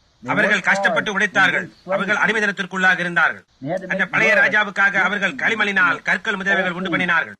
எனவே உங்களுக்கு தெரியுமா, அந்த ராஜாவின் குமாரத்தி ஒரு நாள் ஆற்றங்கரைக்கு போனால் மோசையின் தாயாகிய யோசேபாத் அந்த விதமாக ஒரு மிதக்கக்கூடிய ஒரு பெட்டியிலே அவனை ஆற்றில் விட அவனை கொண்டு போனார். அந்த வயதான முதலைகள் எல்லா சிறு குழந்தைகளையும் தின்றுவிட்டது. பிள்ளைகளை ஆற்றில் தூக்கி எறிவதன் மூலம் அவர்களை கொன்றார்கள். ஆனால் அவள் சரியாக அவனை அங்கேயே போட்டாள். ஆனால் அந்த முதலைகள் அவனிடம் நெருங்காதபடிக்கு அவள் என்ன செய்தால் தெரியுமா? இந்த சிறிய மிதக்கும் பேழையை செய்து அதை சுற்றிலும் கீழ் பூசி அதில் அவனை படுக்க வைத்தார். அது என்னவென்று உங்களுக்கு தெரியுமா? அதுதான் டெர்பென்டைன். ஒரு முதலை அருகில் வந்து சொல்லும், ஒரு கொடுத்த எபிரேய பிள்ளை, நான் அவனை சாப்பிடுவேன் என்று அந்த விதமாக அழுவதை கேட்கின்றது. அங்கே அதன் கிட்ட போய் என்ன நாற்றம், புரிகின்றதா? பாருங்கள், அந்த பிள்ளையை எப்படி பாதுகாக்க வேண்டும் என்று தாயார் அவள் வழிநடத்தப்பட்டார். ஆகவே முதலை அதை விட்டு பின் சென்றது. அதனோடு செய்ய அதற்கு ஏதும் விருப்பமில்லை. அதன் பின்னர் மோசே தொடர்ந்து அந்த பெட்டிக்குள் இன்னும் கொஞ்சம் தூரம் சென்றான். அவனுடைய சிறிய சகோதரி மீரியாம் என்று பெயரிடப்பட்டவள் அதிகோரமாக அவனை பின்தொடர்ந்து போய் கவனித்துக் கொண்டே இருந்தார். அதன் பின்னர் பார்வோனின் குமாரத்தி வெளியே வந்து அவனை எடுக்க போனாள். உங்களுக்கு தெரியும், அவனை வெளியே எடுத்தாள். உங்கள் எல்லாருக்கும் தெரியும், உலகத்தில் உள்ள பிள்ளைகளில் நீதான் மிகவும் அழகானவள் என்று உன் தாயார் நினைக்கிறார். பாருங்கள், அவள் அதைத்தான் செய்ய வேண்டும். ஆனால் வேதம் சொல்லுகிறது, இந்த சிறு பிள்ளையானது மிகவும் அழகுள்ளதாய் இருந்தது. உண்மையாகவே ஒரு சிவப்பான அழகான பையனாயிருந்தான். அவன் கீச்சிட்டு கட்டிக்கொண்டு தன் கை கால்களை வைத்துக் கொண்டிருந்தான். அவனுடைய தாயை அவன் அண்டையில் இல்லை என்று புரிகின்றதா? ஆகவே என்ன நடந்தது என்று உங்களுக்கு தெரியுமா? பின்னர் தேவன் அந்த ராஜாவின் குமாரத்திற்குள், பார்வோனின் குமாரத்திற்குள் ஒரு பிள்ளையின் பால் ஒரு தாய்க்கு இறக்கக்கூடிய எல்லா அன்பையும் வைத்தார். அவளுடைய இருதயம் அப்படியே அன்பால் நெகிழ்ந்தது. அவள் அது என்னுடைய குழந்தை என்றார். ஆனால் உங்களுக்கு தெரியுமா, அவள் ஒரு வாலிப பெண். பாருங்கள், அந்த நாட்களில் உங்களுக்கு இப்பொழுது இருப்பது போன்று குழந்தைகளை வளர்க்க பால் புட்டிகள் கிடையாது. ஆகவே அவர்கள் போய் பால் கொடுக்கக்கூடிய நிலையில் உள்ள ஒரு தாயார் அவளை கொண்டு வர வேண்டியதாயிருந்தது.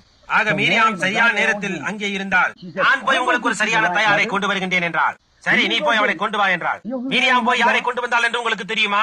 மோசேயுடைய சொந்த தாயையே கொண்டு வந்தாள். அது சரிதான், ஆம், போய் கொண்டு வந்தாள். அதுதான் ஞானம், இல்லையா? ஆக அதற்கு பிறகு அவள் போய் மோசேயினுடைய சொந்த தாயையே கொண்டு வந்தாள். அவள், நான் இந்த பிள்ளையை கொண்டு போய் இந்த பையனை உங்களுக்காக வளர்க்கிறேன் என்றார். ஏன் உங்களுக்கு தெரியுமா? நீ இந்த பிள்ளையை வளர்க்கும்படியாக நான் உனக்கு வாரம் ஒன்றிற்கு $300 கொடுக்க போகிறேன் என்றார்.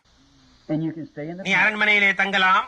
நீங்கள் தேவன் மேல் நம்பிக்கையா இருக்கும் போது அவர் எப்படி செய்கிறார் என்று பாருங்கள். நீ விசுவாசத்தினாலே நிச்சயமாய் இருக்கும் போது அந்த பிள்ளை ஒரு தீர்க்கதரிசி. பாருங்கள், அதை அவள் அறிந்திருந்தாள்.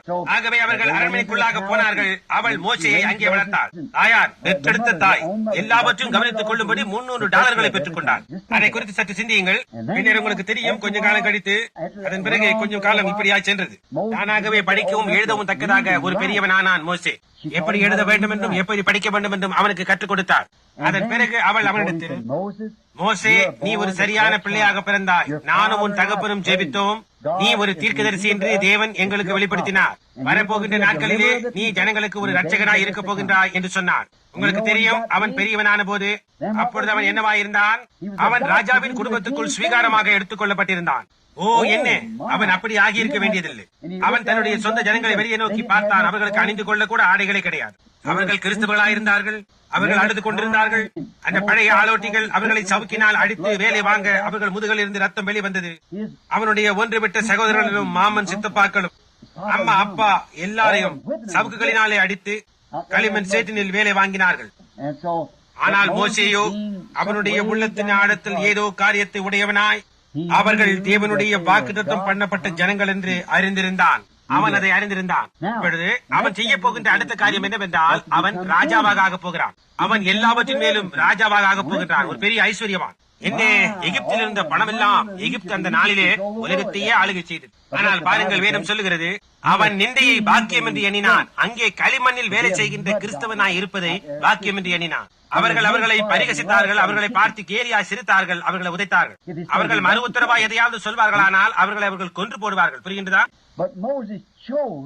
ராஜாவின் குமாரன் என்று அழைக்கப்படுவதற்கு பதிலாக அந்த கூட்டத்தாரோடு போவதை மோசே தெரிந்து கொண்டான். அதை நோக்கி பாருங்கள். ஏனென்றால் காலத்தின் கடைசியை அவன் கண்டான். அந்த வாலிபனை பாருங்கள். ஆனால் அவன் இயேசுவை கண்டான். நாம் அவரை தரிசனத்தில் காண்பது போன்று கடைசி நேரம் தான் பலனை கொடுக்க போகின்றது. இவன் கிறிஸ்துவின் வழிநடத்தும் தன்மையை ஏற்றுக்கொண்டான். மோசே நிந்தையை ஒரு பெரிய பொக்கிஷமாக எண்ணினான். உங்களுக்கு தெரியும், சில நேரங்களில் பள்ளியில் உள்ள பிள்ளைகளாகிய சின்ன பையன்கள் கெட்ட வார்த்தைகளை சொல்லி நீங்கள் யாவரும் அதையே சொல்லும்படியாய் சொல்லுவார்கள். சின்ன பெண்களாகிய நீங்கள் சின்ன பெண்கள் கெட்ட வார்த்தைகளை சொல்லி அதை நீங்கள் திருப்பி சொல்லும்படியாய் சொல்லுவார்கள். முடியாது, நான் ஒரு கிறிஸ்தவன் என்று சொல்லுங்கள். அவர்கள் சொல்லுவார்களா, நீ ஒரு பேடியன், உங்களை பார்த்து அப்படியே சொல்லிக் கொண்டிருப்பார் என்று உங்களுக்கு தெரியும். நான் அதை செய்ய சந்தோஷப்படுகிறேன். ஏனென்றால் பாருங்கள், மோசே அதைத்தான் செய்தான். எகிப்தில் உள்ள பொக்கிஷங்களிலும் கிறிஸ்துவ நிமித்தம் வரும் நிந்தையை அதிக பாக்கியம் என்று எண்ணினான். கிறிஸ்துவினால் வழிநடத்தப்பட்ட அவனை நாம் பின்தொடர்ந்து போய் அவன் என்ன செய்தான் என்று பாருங்கள். இந்த வாலிபன் ஐஸ்வர்யவானா இருந்தான், அதாவது முதலாவதாக சொன்ன வாலிபன். ஆனால் அவனுக்கு கிறிஸ்து தேவையாயில்லை. இயேசுவை பின்பற்றி போகின்றவனாய் இருக்க அவனுக்கு விருப்பம் இல்லை. ஆகவே அவன் பெயர் பெற்றவனாய் இருந்தான் என்று கண்டோம். ஒரு கால் ஒரு சினிமா நாடகனாக இருக்கலாம் அல்லது பெரியவனாய் இருந்திருக்கலாம். அவன் செய்யக்கூடியதும் செய்ய விரும்புவதுமான எல்லா காரியங்களிலும் மகத்தானவனாய் இருந்தான். ஆனால் அவன் மறைத்த போதோ அவனை வழிநடத்திக் கொண்டு போக அவனுக்கு ஒருவரும் இல்லை.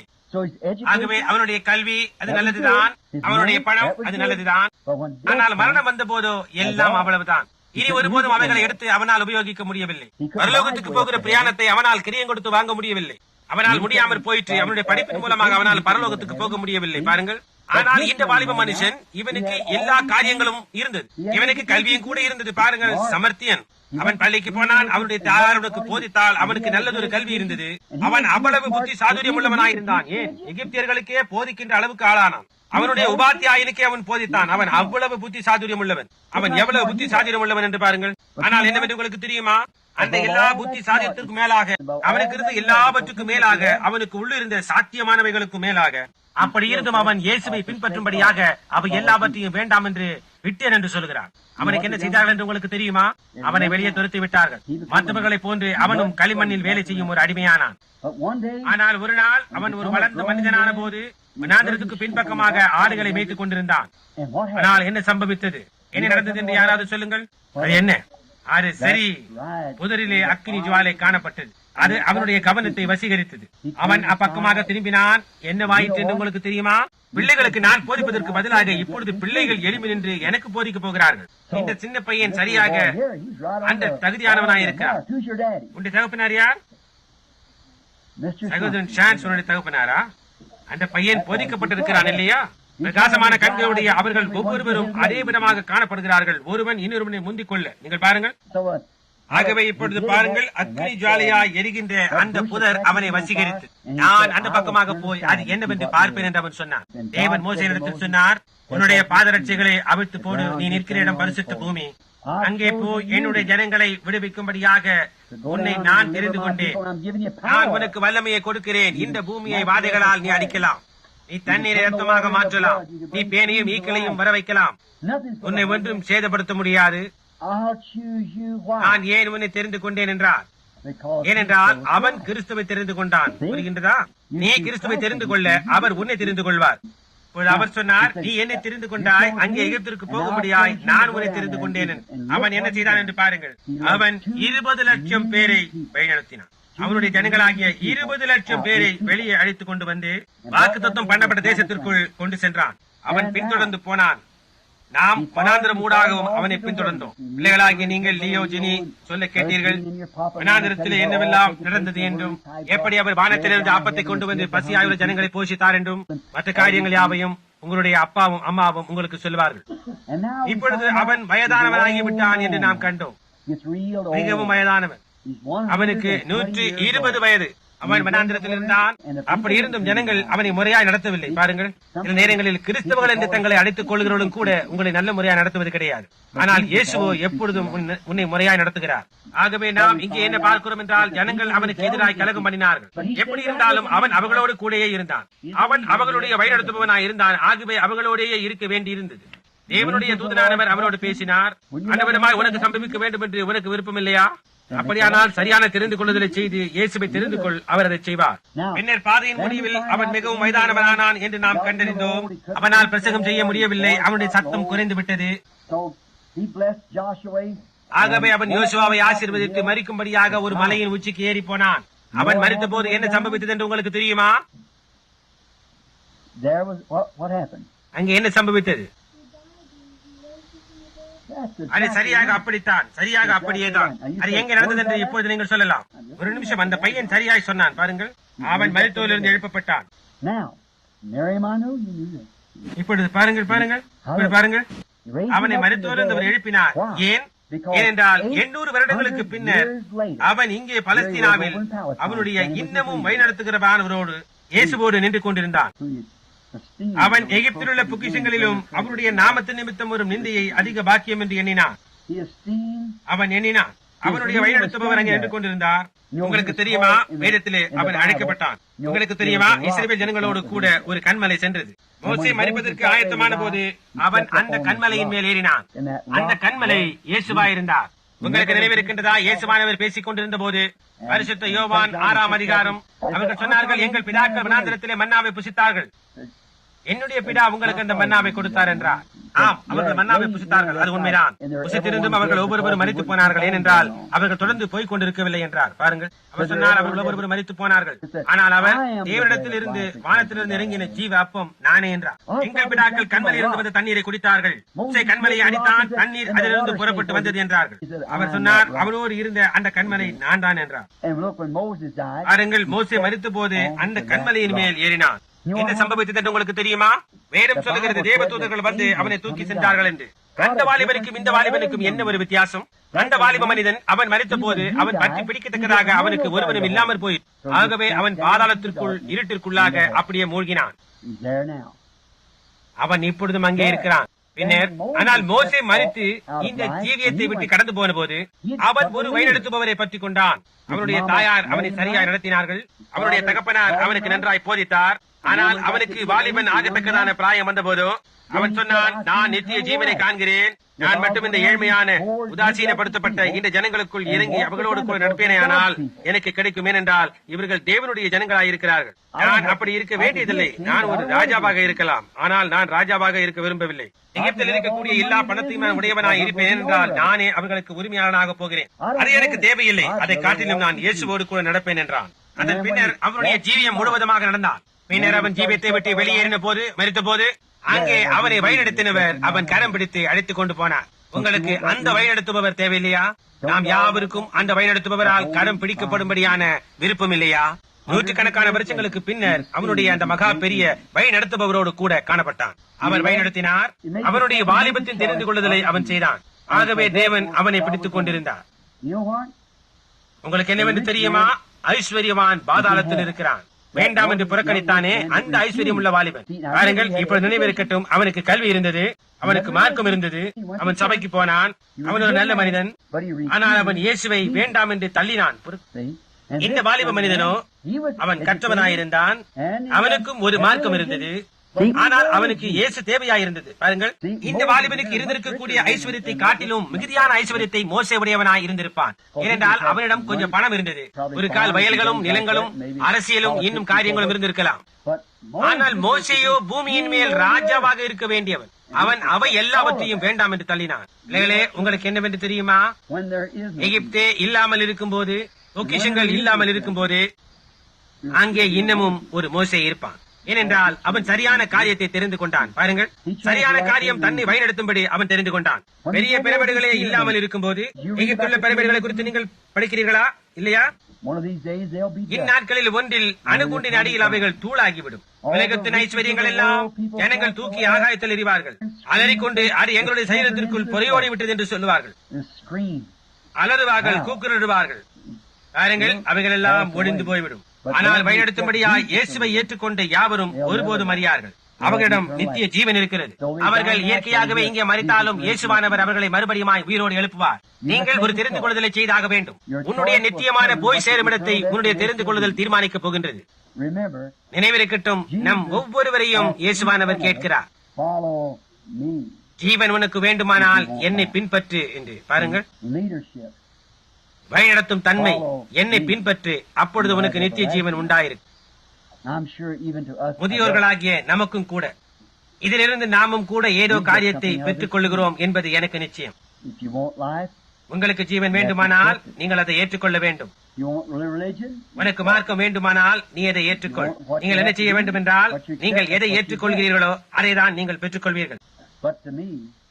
ஆனால் எனக்கும் உங்களுக்கும் இந்த சிறு பிள்ளைகளுக்கும் நினைவிருக்கட்டும், இயேசு சொன்னார், உங்களுக்கு ஒரு அழைப்பு இருக்கின்றது என்று. என்னை பின்பற்றி வந்து நித்திய ஜீவனை பெற்றுக்கொள் என்று. அதை நாம் செய்ய விரும்புகிறோம் இல்லையா? உங்களில் எத்தனை பேருக்கு உண்மையாகவே இயேசுவை பின்பற்றி போக விரும்புகிறீர்கள்? நீங்கள் சொல்லலாம், சரி சரி, நான் பெரியவனான போது பார்க்கலாம், ஒரு தெரிந்து கொள்ளுதலை செய்கின்ற அளவிற்கு வயதான போது பார்க்கலாம் என்று சொல்லலாம். என்னிடம் எவ்வளவு பணம் இருக்கிறது என்று எனக்கு அக்கறை இல்லை, நான் எவ்வளவு ஏழை, எத்தனை பேர் என்னை பார்த்து நகைக்கிறார்கள், அல்லது இப்படி அப்படி எல்லாம் சொல்லலாம், எனக்கு அக்கறை இல்லை. நான் இயேசுவை பின்பற்ற விரும்புகிறேன். நான் மோசேயோடு தெரிந்து கொள்ளுதலை செய்ய விரும்புகிறேன், ஐஸ்வர்யவானின் தெரிந்து கொள்ளுதலை அல்ல. எத்தனை பேர்கள் அதை இங்கேயே செய்ய விரும்புகிறீர்கள்? இப்பொழுது உண்மையாகவே அதை செய்ய விரும்புகிறீர்களா? நீங்கள் என்னோடு கூட எழுந்து நிற்க நான் விரும்புகிறேன். உங்களுடைய இடது கரத்தை உங்கள் இதயத்தின் மேல் வைத்து உன்னுடைய வலது கரத்தை தூக்கி பிடித்து உங்கள் கண்களை மூடி தலையை தாழ்த்தி நான் சொல்லுகின்ற இந்த வார்த்தைகளை திருப்பி சொல்லும்படியாய் நான் விரும்புகிறேன். அன்புள்ள இயேசுவே, என் ஜீவனை உமக்கு பணயம் வைக்கிறேன். இந்த செய்தியை நான் கேட்டேன். 2 வாலிபர்கள் அங்கே அவர்களுடைய தெரிந்து கொள்ளுதலை செய்தார்கள். அந்த வாலிப ஐஸ்வர்யமான தலைவன் போன வழியாய் நான் போக விரும்பவில்லை. ஆனால் நான் மோசே போன வழியில் நான் போக விரும்புகிறேன். நான் வெறுமனே ஒரு சிறு பிள்ளை. அன்புள்ள இயேசுவே, நித்திய ஜீவனுக்கு என்னை வழிநடத்தும். ஆமென். இப்பொழுது உங்கள் தலைகளை வணங்குங்கள்.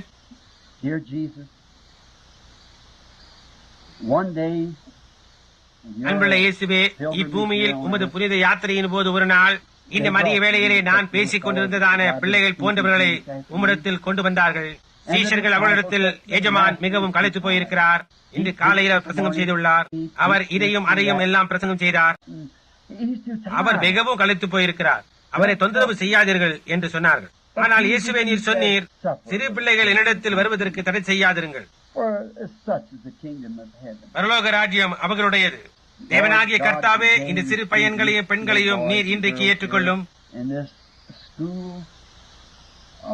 இந்த நீதியின் பள்ளியிலே இங்கே நம்முடைய சகோதரர்கள் தங்களை விலக்கிக் கொண்டு வனாந்திரத்தின் பக்கமாக வந்து உலகத்தின் காரியங்களில் இருந்து தங்களை வேறு பிரித்துக் கொள்ளும் வாஞ்சை உள்ள குடும்பங்களை வெளியே கொண்டு வந்து உமக்காக மட்டும் கொஞ்ச காலம் தங்கி ஜீவிக்கும்படியாக வந்து விட்டார்கள். இப்பொழுது அவருடைய பிள்ளைகள் இங்கே இருக்கிறார்கள். அவர்களுடைய தகப்பனையும் தாயையும் அவருடைய ஜீவியத்தை கவனித்துக் கொண்டிருக்கிறார்கள். ஏனென்றால் நாங்கள் செய்கின்ற ஒவ்வொரு காரியத்திலேயும் நாங்கள் மாதிரிகளாயிருக்கிறோம். ஓ அன்புள்ள தேவனே, வானத்தையும் பூமியும் சிருஷ்டித்தவரே, எங்களுடைய அடிகளை நடத்தும் கர்த்தாவே, அதனால் இந்த சிறு பிள்ளைகளுக்கு முன்பாக நாங்கள் எந்த விதமான காரியங்களை செய்து அவர்களுடைய பாதையிலே நாங்கள் தடுக்கல்களாய் இராதபடி செய்யும். ஏனெனில் இந்த விதமாய் சொல்லப்பட்டிருக்கிறது, இந்த சிறு பிள்ளைகளுக்கு இடர்களை கொண்டு வருவதை காட்டிலும் இயந்திர கல்லை தங்கள் கழுத்தில் கட்டிக்கொண்டு கடலில் அமிழ்ந்துகிறது லகுவாய் இருக்கும் என்று நீ சொன்னீர். அவர்களுக்குரிய தேவ தூதர்கள் பரலோகத்திலே என் பரமபிதாவின் சமூகத்தை எப்போதும் தரிசிக்கிறார்கள் என்று. ஆகவே அந்த மகா தூதன், பாதுகாக்கும் தூதன் இந்த ஒவ்வொரு சின்ன ஆத்மாவையும் காக்கிறார்கள். இந்த மத்தியானத்திற்கு பிறகு இந்த சிறுவர்கள் இங்கே உட்கார்ந்து கொண்டு கண்களை விரிவாய் திறந்து கொண்டு பார்த்துக் கொண்டும் கேள்விகளுக்கு பதில் சொல்லிக் கொண்டும் வேதத்தில் உள்ள குழந்தை கதைகளுக்கு செவி கொடுத்துக் கொண்டும் எப்படி அந்த 2 வாலிபர்களும் தங்களுடைய தெரிந்து கொள்ளுதலை செய்தார்கள் என்றும் கேட்டு அவர்கள் ஒவ்வொருவரும் அவர்களுடைய ஜீவியத்தை உமக்கு அர்ப்பணம் செய்தார்கள். ஓ யெகோவா தேவனே, அவர்களை வழிநடத்தும், அவர்களை பாதுகாரும். அவர்கள் தாமே இந்த பெரிய வழிநடத்துபவரை இயேசு கிறிஸ்துவை கண்டடைவார்களாக. தகப்பனார், தாயார், உபாத்தியாயர்கள் எல்லாரும் தீர்ந்து போன பிறகு அது அவர்களை வழிநடத்தும். நீர் மோசேக்கு செய்தது போன்று அவர்களுடைய தாழ்மையான குழந்தை ஜெபங்கள் உம்மிடத்துக்கு வந்தது போன்று அவர்களையும் நித்திய ஜீவனுக்கு வழிநடத்தும். உம்முடைய ஊழியக்காரன் என்ற முறையில் கர்த்தாவே, நான் அவர்களை உம்முடைய கிரீடத்திற்கு வெற்றி சின்னங்களாக முத்துக்களாகவும் சமர்ப்பிக்கிறேன். அவர்களை இப்பூமியில் உம்முடைய கனத்திற்காக உபயோகியும் கர்த்தாவே, இயேசு கிறிஸ்துவின் நாமத்தில் ஆமேன். சிறு பிள்ளைகளாகிய நீங்கள் இப்பொழுது நீங்கள் அதை குறித்து நன்றாய் உணர்கிறீர்களா? இயேசுவானவர் உங்களுக்கு வழிகாட்டி வழிநடத்துவார் என்று உங்களுக்கு தெரியும். நீங்கள் அதை விசுவாசிக்கிறீர்கள் இல்லையா? சிறு பிள்ளைகளாகிய உங்களை இயேசுவானவர் மோசேயையும் மீரியாமையும் போல ஆக்கப் போகிறார். தீர்க்கதரிசியும் உங்களுக்குள்ளிருந்து பெரிய ஆட்களை உண்டு பண்ண போகிறார். இப்பொழுது அவரை ஏற்றுக்கொண்டிருக்கிற முதியவர்களாகிய நம்மையும் கூட அவர் வழிநடத்த வேண்டும் என்று நமக்கு விருப்பம் இல்லையா? அவர் என் கரத்தை பற்றி பாதத்திற்கு வழிகாட்டி என்னை தொடர்ந்து வழிநடத்த வேண்டும் என்று நான் விரும்புகிறேன். நானும் கூட ஆற்றண்டை வரும்போது அவரது கரத்தின் ஒரு பிடிப்பு எனக்கு இருக்க வேண்டும் என்று நான் விரும்புகிறேன். நம்ம எல்லாருக்கும் அது தேவை இல்லையா? அன்புள்ள இயேசுவே, எங்களையும் கூட வழிநடத்தும். இப்பொழுது நாங்கள் ஒருவரை விட்டு ஒருவர் பிரிய போகின்றோம். நான் தூசானுக்கு திரும்பி போக வேண்டும். வருகின்றதான கூட்டங்களுக்காக நான் ஆயத்தமாக வேண்டும். தேவனே, இந்த கூட்ட ஜனத்தை சகோதரன் லியோ, சகோதரன் ஜீன், பின்பற்றுவர்களாகிய இங்குள்ள யாவரையும் உம்முடைய கரத்தில் ஒப்படைக்கிறோம். அவர்களுடைய அக்கிரமங்களை எல்லாம் மன்னித்துக் கொண்டு அவர்களுடைய வியாதிகளை எல்லாம் சுகப்படுத்திக் கொண்டு அவர்களை என்றென்றைக்குமாய் அன்பிலும் அந்யோன்யத்திலும் வைத்துக் கொண்டு சோர்ந்து போனவர்களை உற்சாகப்படுத்தும்படி உம்முடைய கரத்தில் இவர்களை ஒப்புவிக்கிறேன். சில நேரங்களில் சாத்தான் தொடர்ந்து வந்து அவர்களை சோர்ந்து போக பண்ணும்படியாய் செய்யலாம். ஆனால் நினைவிருக்கின்றது, நீர் அதே காரியத்திற்குள்ளாக அதைரியங்கள் இந்த பூமியின் மனிதனால் ஜனங்களால் கைவிடப்படுதலுக்குள்ளாக சென்று சில நேரங்களில் மிகவும் நெருக்கமான நண்பர்கள், சொந்த பந்தமானவர்களும் கூட கைவிட்டனர். ஆனால் நாங்கள் தெரிந்து கொண்ட ஒருவர் இருக்கிறார். அவர் ஒருபோதும் எங்களை விட்டு விலகவும் மாட்டார் அல்லது கைவிடவும் மாட்டார். நித்திய ஜீவனுக்கு எங்களை வழிநடத்தும் கர்த்தாவே, நான் அநேக முறைமைகளில் பூமியின் மேல் கூடி வந்து உம்மிடம் பேசவும் உம்மை பற்றி பேசும்படியாகவும் எங்களுக்கு இதை நீர் அனுக்கிரகம் செய்யும்படியாய் நான் ஜெபிக்கிறேன்.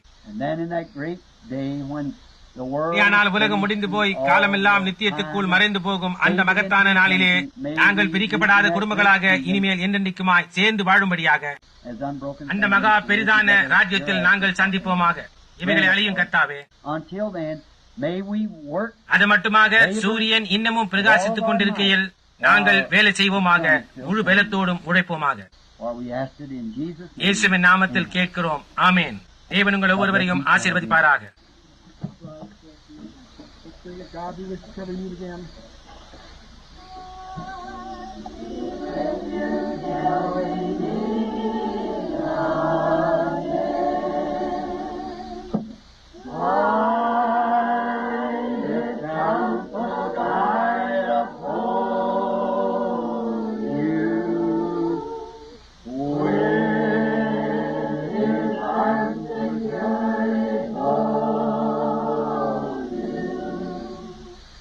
Oh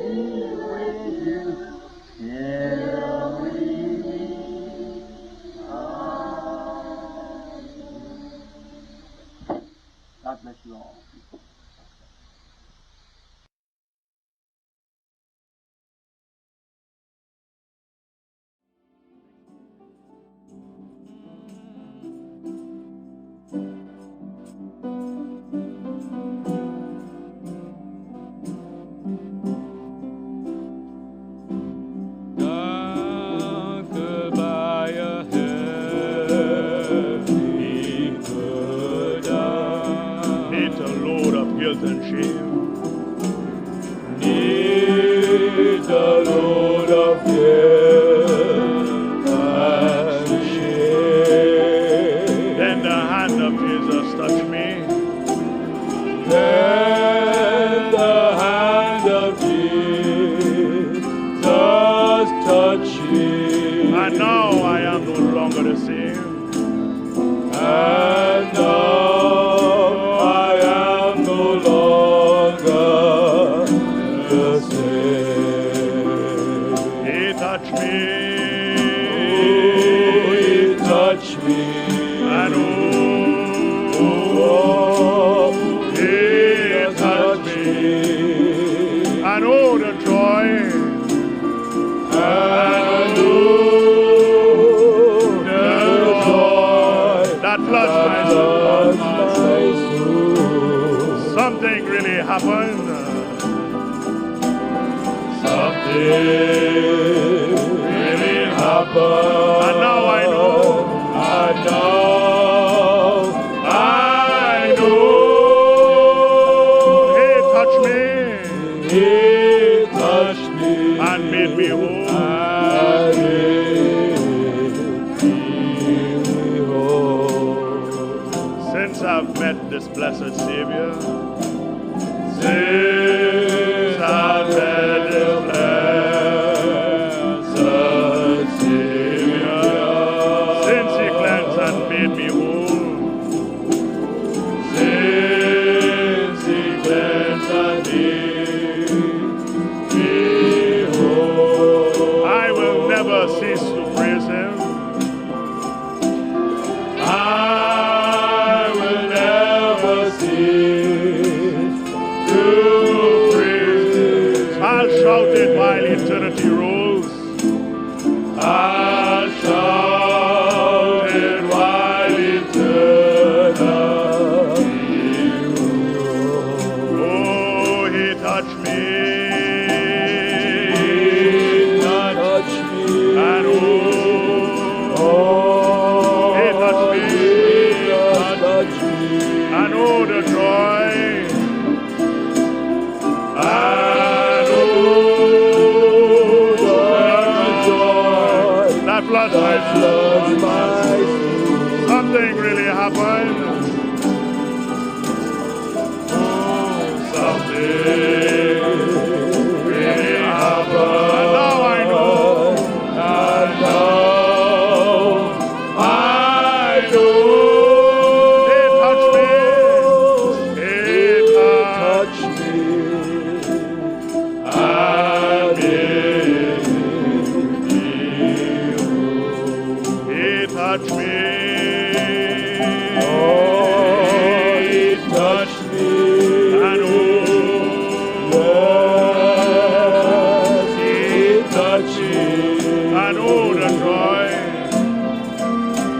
And oh, the joy That floods my floods soul. my soul. Something really happened.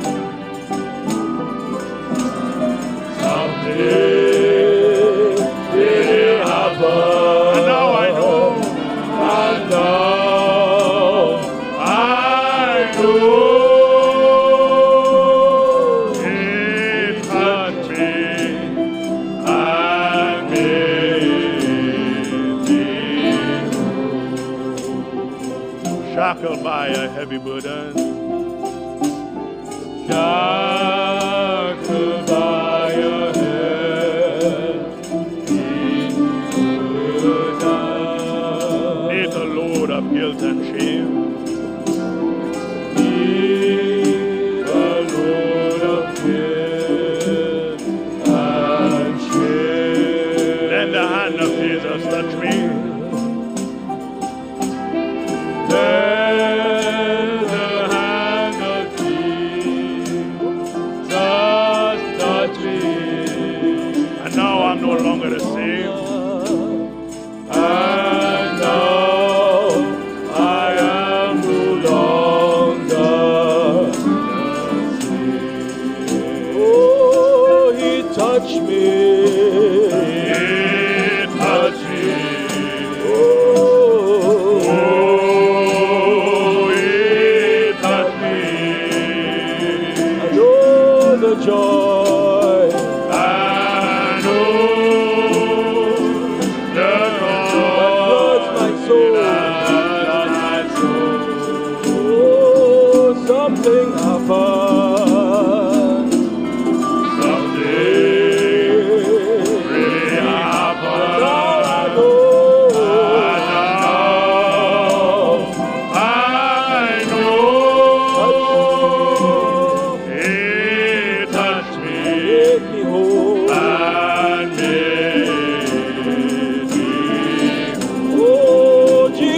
touched me, he touched me. He touched me. Oh, he touched me. Oh, he touched me. And oh, the joy. And oh, the My soul. my soul. Something happened. Something really happened. Now I know. And now I know he touched me Made me whole. and made me Oh, Jesus touched me. He touched me. Oh, he touched me. Oh, he touched me. I know the joy. And oh, the From joy my soul. and my soul. Something happened. Something really And happened. now I know. And now I know he touched me Made me whole. and made me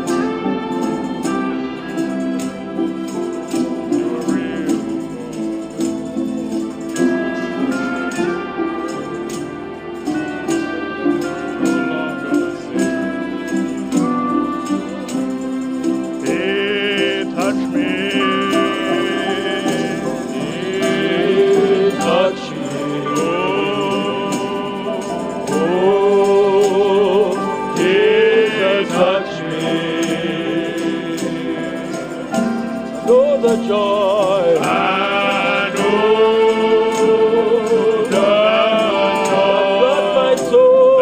that's my soul. Oh, something happened. Something